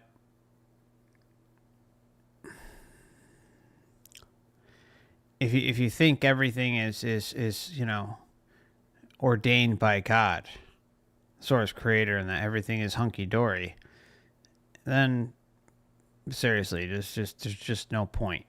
There's just no point. Like it's a shit show, and it's about time that some of us stood up for ourselves and take our own sovereign direction and just see what the hell happens. So I want to go to one last thing where Lamont was talking about, oh, we're dividing ourselves and all that stuff. Well, you know where that comes from? That comes from the system. That's not something that is natural. Listen, I grew up in an environment. I grew up in a time period where many got along. Was it perfect? No, it wasn't perfect. But if you can't see the clear-cut examples of how society is being socially engineered to the max, the brainwashing, the mind melting that's occurring is on a scale that was, look, again, not like it didn't exist when I was younger, but it's on a scale now that is absolutely off the charts insane, okay? Where, you know, hate your neighbor, hate your brother, hate your sister, hate your family, hate everybody. You know, if they don't agree with me, then I hate you, and you're horrible, or you're this, or you're that. You know, pick all of the things. I'm not even going to say them because they're just going to cause problems. But you get what I'm saying. There's so many different things that are set up to divide us. Yes, but it's being transmitted by the system to the faulty human brain, to the faulty human experience that is easily programmable. And then in turn, like the good sheep out there, they follow suit. I hate you. I love you. You're on my side. You're not on my side. You know, I make more money than you. You make less, whatever. You know, like I own 5 acres. You own 10 acres. I I rent an apartment. You own a house. You know, I'm better than you, or I'm worse than you, or whatever, right? The divide and conquer stuff is just so ridiculous. So ridiculous.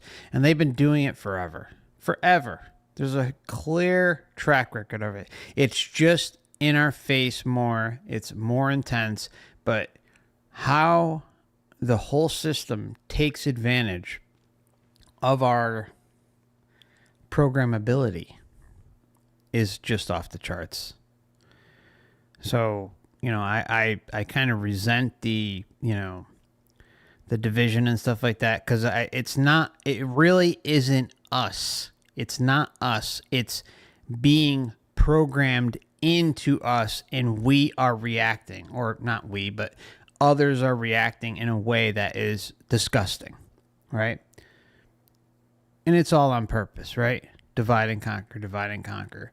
Keep us fighting amongst ourselves so that you can't bring your breath up, bring your head up above the water and figure out what the hell's going on. Even on a political level, right? Let alone the matrix level. Anyways, we'll stop there and keep moving on. Sorry. Don't know. So Yes, because we're too busy dividing ourselves. too busy fighting. You did say you went into what appeared to be a white room. Now, I hear about this white room very often in several near-death experiences. Yes, I interviewed several people. In fact, the last gentleman I interviewed, he was a CIA agent who had a near-death experience, and he was in an absolutely white room. He said it was so white that anything else experiences. Yes, I interviewed several people. In fact, the last gentleman I interviewed, he was a CIA agent who had a near-death experience. And just want to point this out. The association that was just uttered is that's happening in the near-death experience community. whether whoever he interviewed, I can't speak for specifically, but it's not just NDEs, it's across the board. All experiencer cases, like, there's infiltration. It's nothing like, of course, some of the other corridors of truth and stuff like that, but the point is there are some. And there are agendas. And he was in an absolutely white room. He said it was so white that anything else coming into it would completely be off. And he had this great dialogue there. But you were in a museum-like structure. Yes. In this white room, and you saw what many would see in a museum that is depicting ancient Egyptian artifacts. You saw these dogs for some reason. Yes. And I still don't have a clue of why, but it is what it is. He says he doesn't have a clue why, but he did give us an example that he probably just didn't think about when he was a child, being aware of it. You know, whether that was something subconsciously in the back of his head, or as Brian even points out, I believe soon, maybe it had something to do with a past life. Maybe he was in ancient Egypt or in some sort of ancient society who had that symbolism. But and the Matrix kind of is using that as a subconscious tool of manipulation. I don't know, just saying. Then move into this area where you're able to look down and see the blue planet that we're on, and it had a fog around it. And you said something very interesting and very profound, might I say. You said, how can something that beautiful have so much evil on it, or something to that effect? And I guess when you're looking at planet Earth from outside, like an astronaut will probably have the same reasoning. You look at this beautiful world, yet when you're on this world, there's so much suffering and unnecessary evil that's going on in it. Yes, sir. So you were able to see it from that perspective. Yes, sir. Yep. That is amazing. Just amazing. If we can only know, our potential, our spiritual potential, if we can all look down at our planet and ask ourselves the questions, what are we doing? What are we doing to ourselves? But, I guess where we are encapsulated in this flesh and this earthly reality is very difficult to see from that perspective. Yes. So take us on. Like I meant to tell you, when I was looking at my body and didn't know what it was, I thought about when I came back, how some people think they're so beautiful, they God's gift to this earth and all of that. Well, when your soul pop out and look at your body, you won't think that way. and I guess that won't matter if you had $1 million worth of plastic surgery either. No, nobody. It's not helping. So we see ourselves as humans one way, but when what's inside of you come out, it's not going to want to touch you. I don't care how beautiful you are. It's just not going to want to have nothing to do with you. Just that simple. Yeah, I mean, it's, I don't think there are many people who come back and feel like, oh, yay, everything's cool and I'm back and blah, blah, blah. No. Most people, including Brian, go through a period of depression, anxiety. The divorce or breakup rate is extremely high. I don't recall the exact number, but I want to say it's 70 or 80% of NDErs that come back get divorced or break up. And I don't know what the percentages of NDErs that say they didn't want to come back, but it's high. Very high. I think those numbers are out there. I just don't recall what they are. But, I mean, I think the evidence is overwhelming. You guys hear it, week in and week out. We see it constantly. So who the hell wants to come back and like, oh, like I'm renewed and I'm back and blah blah. No, it's like you know you're back. You have to assimilate. You have to get back in the groove of things. You have to get out of your funk as an experiencer and move on.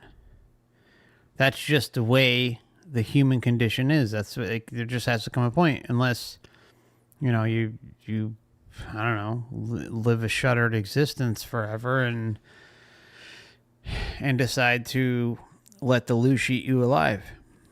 And there's nothing wrong with necessarily being, you know, an introvert or anything. It's just that most experiencers didn't want to come back. That's just a fact. Okay, trying to get this here. Very interesting. Now, you said you woke up from this eventually and asked, hey, what happened? And you said you were shocked again. So is it safe to say that you did die on this second occasion? Oh, I was gone. Yes. Yes. Just like the first, I don't know what happened. The first time, you know, I released my urine the first time. So, but yeah, I was gone because they said they had to shock me. So take us into what occurred during your third death experience. Third, okay. So the helicopter. All right, so just really quickly, Jane asked, why divorce breakup? Okay, I'll answer that really quickly. Okay, so when someone has an NDE and they come back, and this can even apply to a very spiritual awakening or experience. You even see it just with people who have not had NDEs.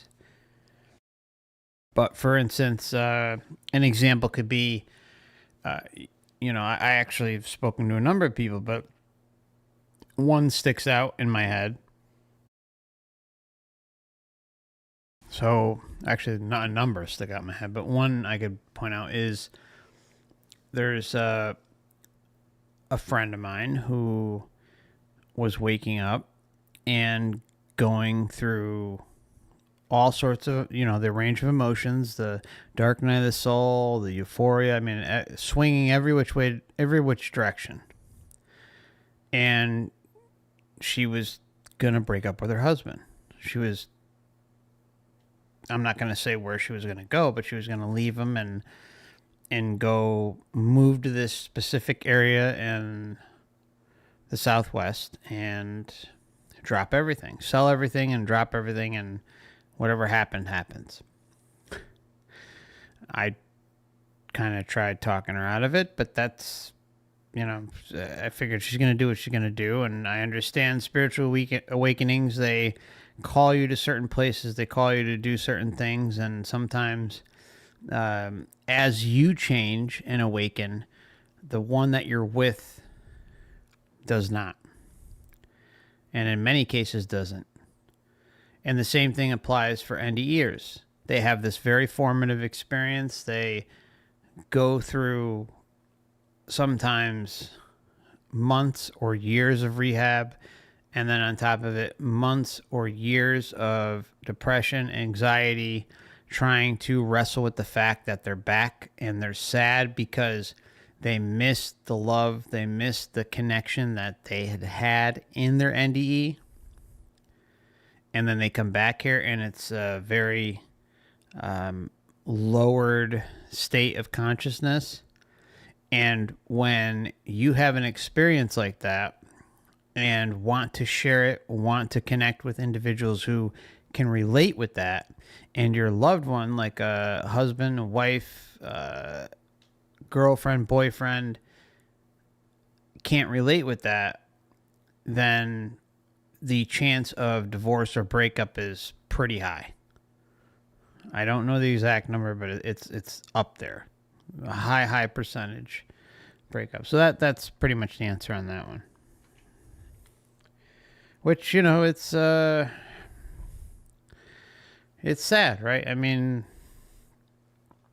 but, you know, I think all of us have experience with this to some extent when you want to try and help wake up your friends, your family, any loved ones to whatever truth it may be. It doesn't have to be the soul trap, just any truth.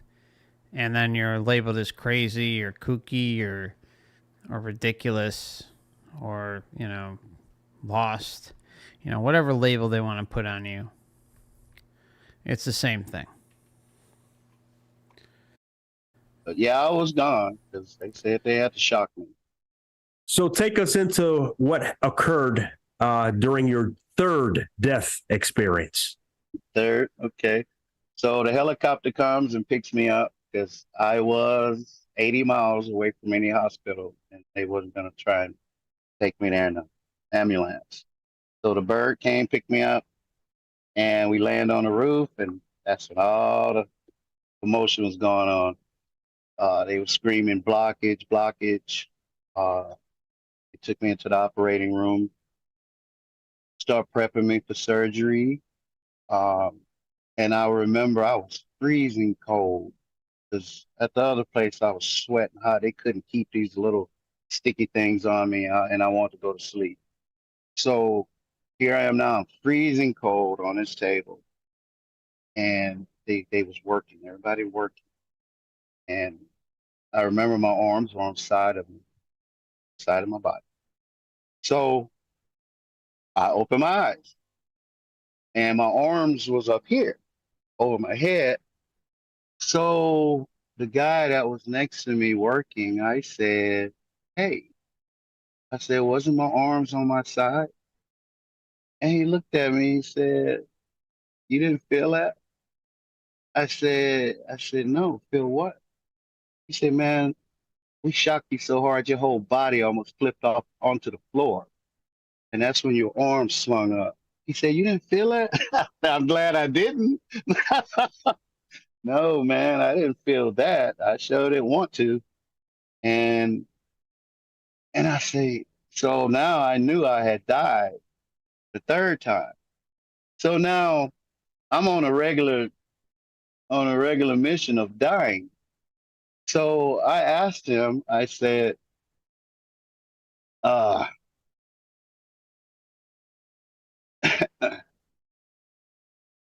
said, am I gonna die today? And he said, he got real close to me. He said, not on my watch, you're not. And they fixed me. They put me in the hospital, in intensive care.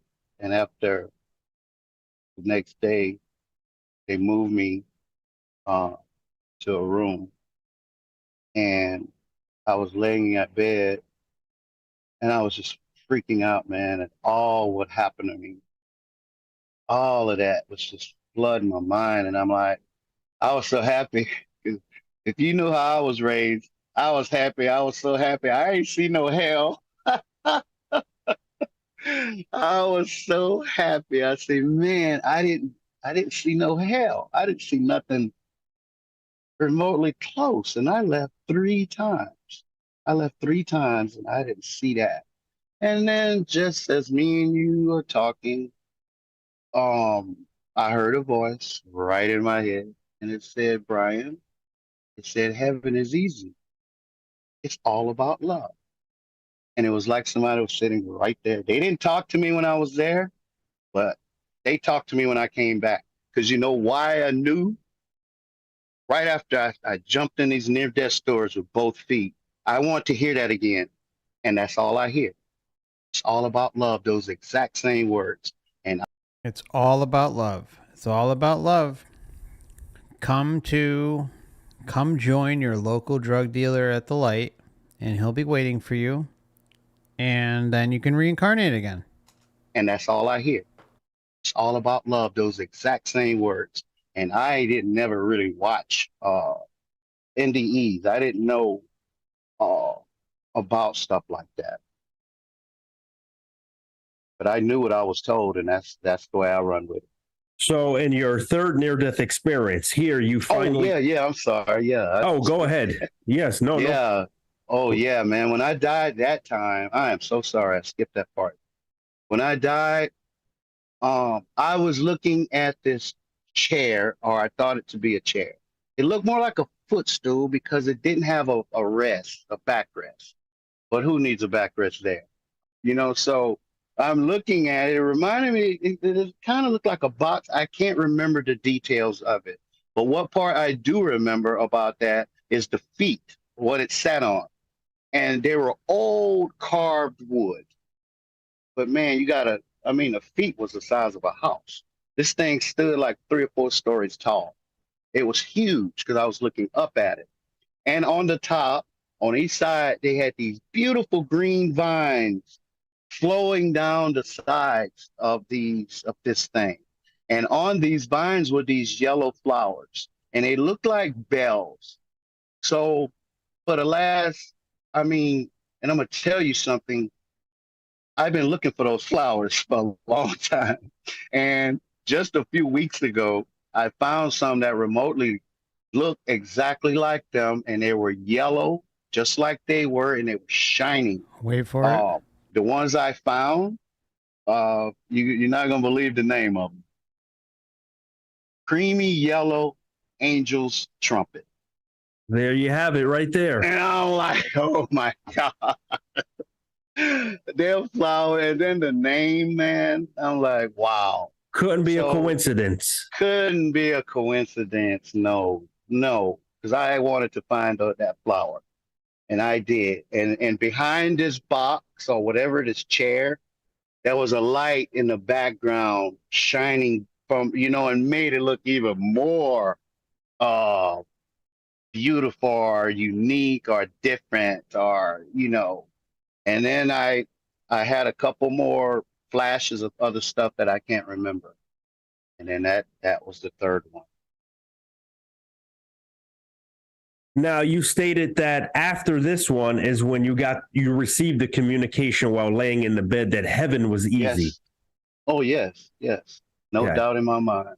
And come to think of it, going back to your first near-death experience, I know we talked about communication, and you said you really did not receive any communication, but there were words that came to you, such as forgiveness, love, and peace. Yes, I saw them in big bold letters. Yep.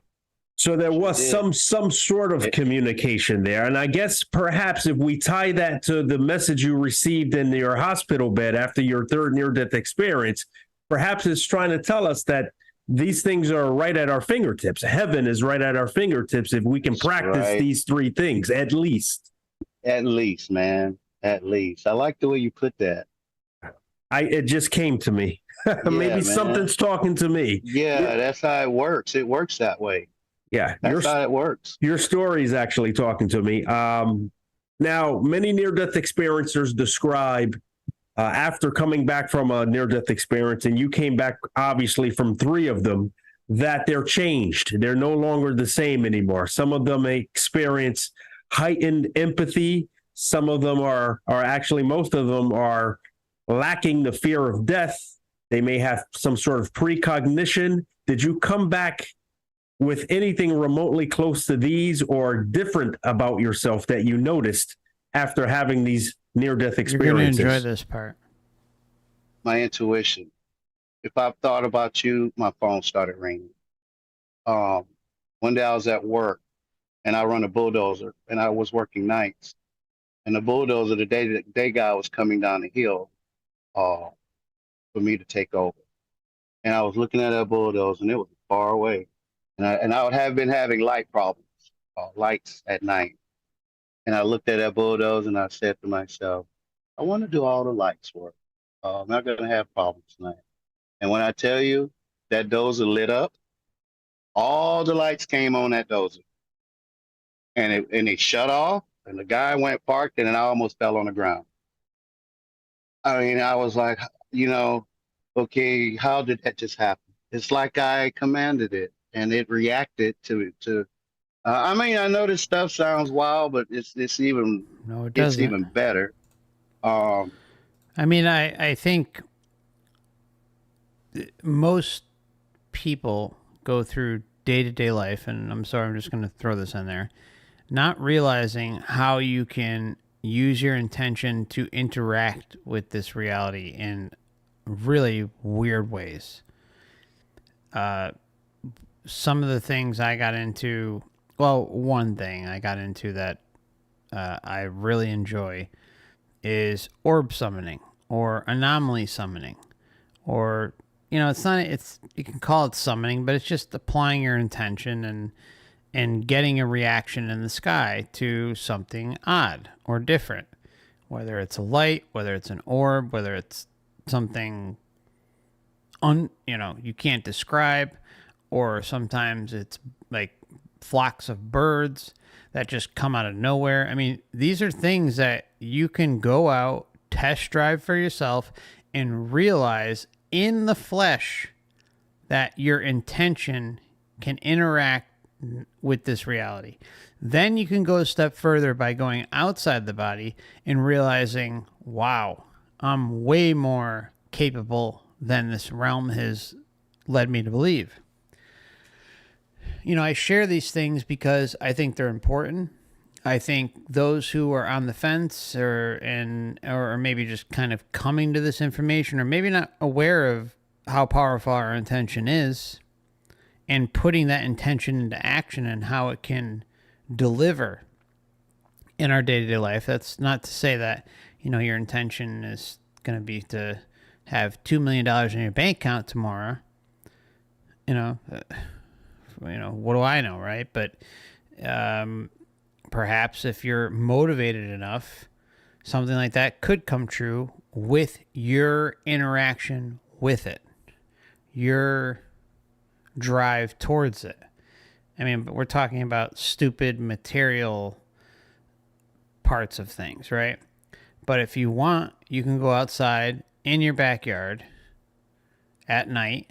I would suggest at night, in the beginning, and experience these things for yourself. Concentrate on an area of the sky that's not when it's not cloudy out, you know, away from the stars, or at least in an area that's a little more in an area that's a little more open, where you know there's a blank area that you can concentrate on to work your intention for something like an orb or flashing lights or God knows what, right? There's that word, right? God knows what. All right, but the point is you can do this. Everyone has the ability. Nobody's special and has better abilities over somebody else. It's just a matter of how bad do you want it? How bad do you want to experience it?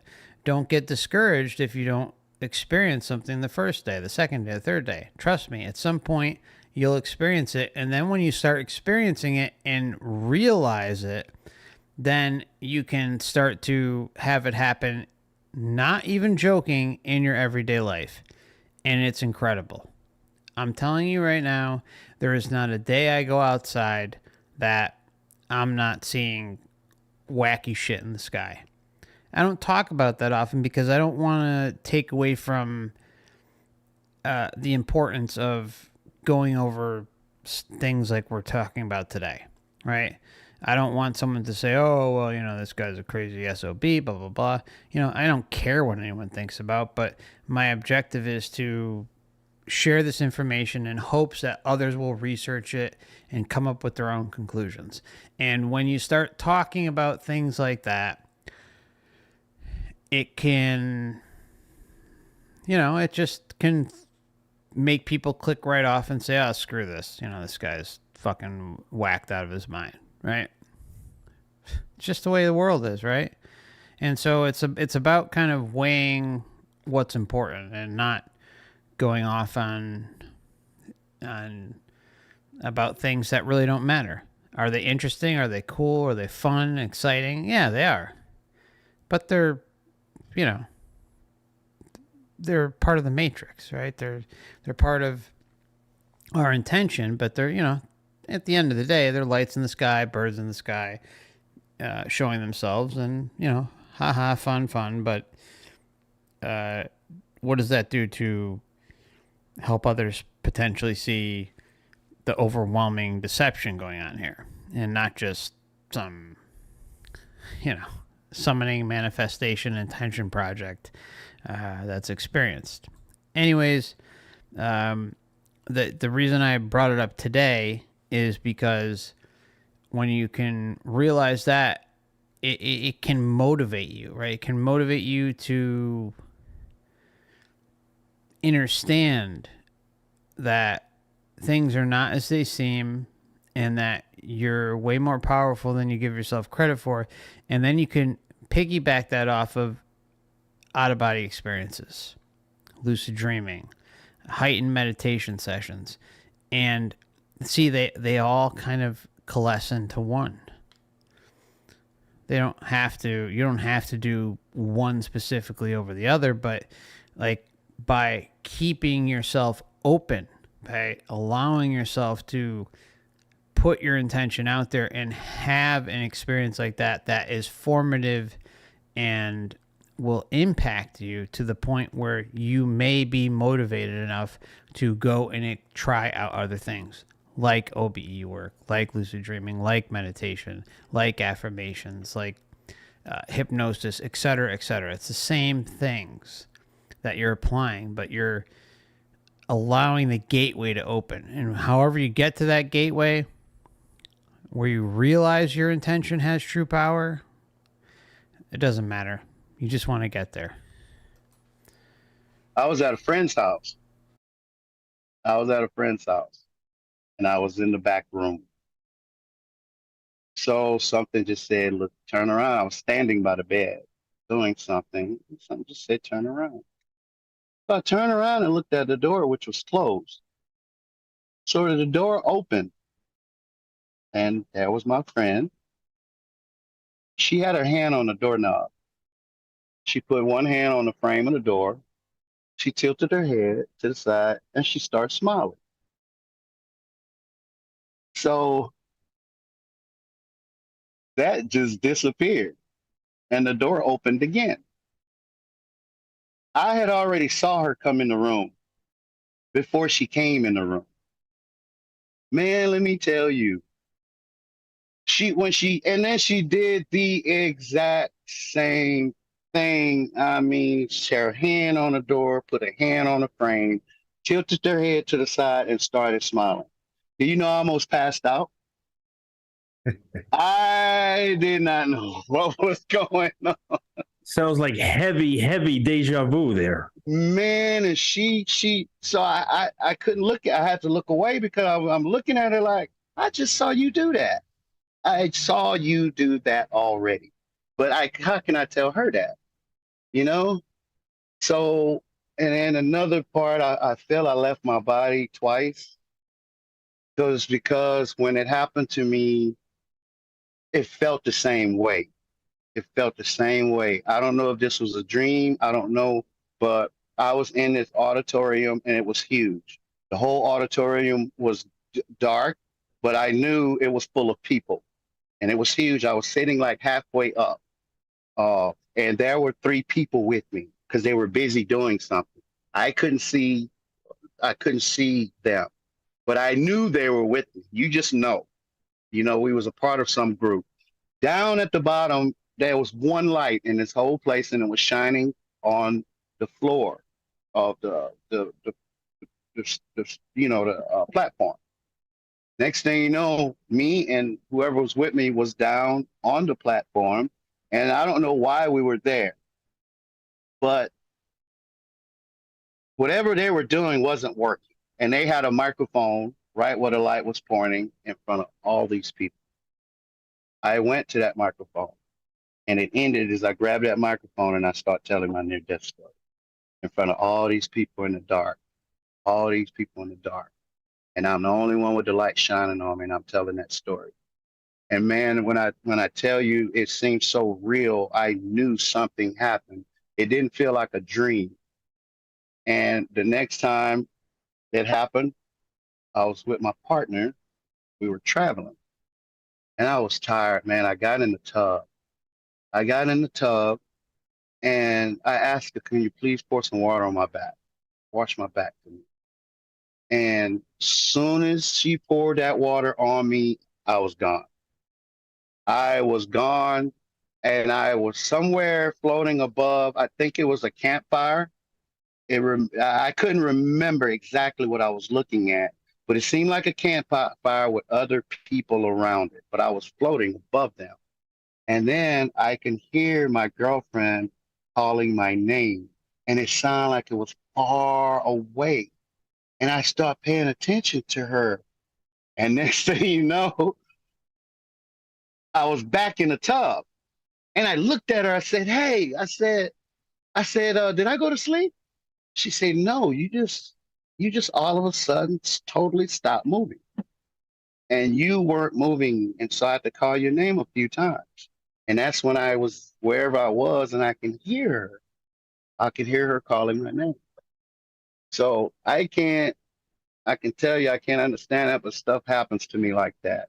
Just 2 weeks ago, I was in my house, and it's the only time I had any kind of fear hit me since I've been back, and I've been back 3 years almost, October 3rd. I was in my bedroom cleaning my bedroom. I live in a camper because I work on the road. Inside my living room, there's a man and a lady talking, and it sounded like the TV. And I stopped, and I walked in here. It was a brief little convo they were having, and then it stopped. And so I walked in my living room. I looked around, and I can admit I did get a little like, what was that? But I heard it plain as day, clear as a bell.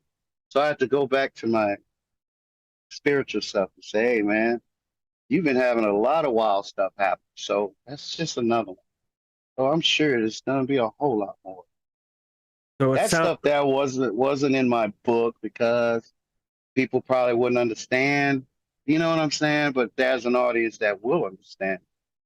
So absolutely. And again, after effects are, or at least seem like a real phenomenon that near-death experiencers come back with. And it sounds like you were catapulted into this great sixth sense type ability when you came back from your near-death experience. Almost able to go into deep meditation and almost physically leave your body, go somewhere else, to the point where your girlfriend stated that you were in this still state and had to call your name a few times.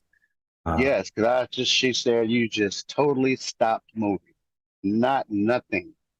And then she like, okay, what's going on with this dude? Yes. Yeah, man, I can hear her way far away calling my name. Now, you mentioned your book. Why don't you tell us what the title of this book is and where we can find it? The title of the book is called Death Freed Me, because that's exactly what it did. I was free. I was more free than you can ever know. And I wasn't going to write a book. I was satisfied with my story. But then all the questions started coming. How did you live? How was you raised? All these questions. So I put them together. You know, I tried to answer. I started from when I was a little boy and loved God, because I used to, if I find a dead animal in the yard, I would build a sacrifice, thinking I was sending that bird to God. I was like 8 years old thinking that way, man. So the care for life in general, not just human life, started very early. It started early. That started early. And so your book kind of goes into these episodes of your life and leads up to your near-death experiences. It leads up to it, and plus all the times that I almost died before that day. So and it's a very interesting story. And where can we find this book? Oh, I'm sorry. It's on Amazon Kindle. That's where it is. Right now it's the ebook. I'm trying to finish. I get little glitches with it, but the book should be ready tomorrow. So just got to finish a couple of details. Then you could be able to get a paperback. Well, Bryan, it sounds like you have a lot going for you right now. I'm very glad you wrote the book. Okay, so just want to give a shout out to the source video for the interview tonight. and that would be Real Spiritual Talk Podcast. That's Real Spiritual Talk Podcast. And the experiencer was Brian Jordan. It's been enjoyable. I was going to try to pop up another Q&A that he had for about 15-20 minutes, but it's getting really late here. It's almost 4 a.m. I don't know. I didn't expect to go this long, but a lot to unpack, and really appreciate you all. I hope if you're celebrating the holiday that you have an enjoyable time and that you have a safe and enjoyable new year ahead in 2024. There's one, I'm big about celebrating New Year's. I have been almost my entire life. I think, I don't know, maybe it's just some sort of mental security thing inside my head. Where, every New Year's Eve I make it a point to go and listen to some good live music and have a good time. And however you celebrate, it's just another year. And the calendar, we know the calendar isn't right, blah, blah, blah, right? Who cares, right? The point is you have to find time throughout the year to enjoy yourself, whether it's for the holiday that's coming, Christmas Eve, New Year's Eve, birthdays, whatever the case may be. Just going to a random live event, whether it's music or anything, right? Getting out into nature, meditating, affirmations, mindfulness practice, like we were talking, all the stuff we were talking about earlier, and in many past videos. Find a spiritual practice that you can balance with your real, your day-to-day life. I don't want anyone to get depressed or anxious. I think it's crucial that we still all make the best of the time that we have here. Continue to expand upon your inner knowing. And, we all come at this information at different times and approach it differently, whether it's skeptical, which is completely understandable. But there's a lot to it. And it's nothing, short videos can convey, at least with how I present things. Perhaps that'll change down the road, but I feel it's necessary. And how I present information on this channel is how I learned. That it's by dissecting case after case after case and getting to the point of being able to clearly establish patterns, the mechanisms that make this place function, that expose it. Some learn differently. I'm not the fastest learner. It takes a lot to convince me of things. And I try my best to weed out BS. And the goal is simple. It's just like, hey, this is what I see. If you're new or continue watching and maybe you already see it, all I'm trying to do is say, hey, just like, look at this. These are some of the patterns and this type of experience, that type of experience, and go out, take a look on your own and say, hey, I see it. If you come back in a year or two and you see it, that's awesome, right? That's like the best. Those are the comments I look forward to. Not that I don't appreciate anyone who leaves a message, but there's a lot. But, the ones I really look forward to are the ones who say, hey, yeah, I thought this was all bullshit and yada, yada, yada.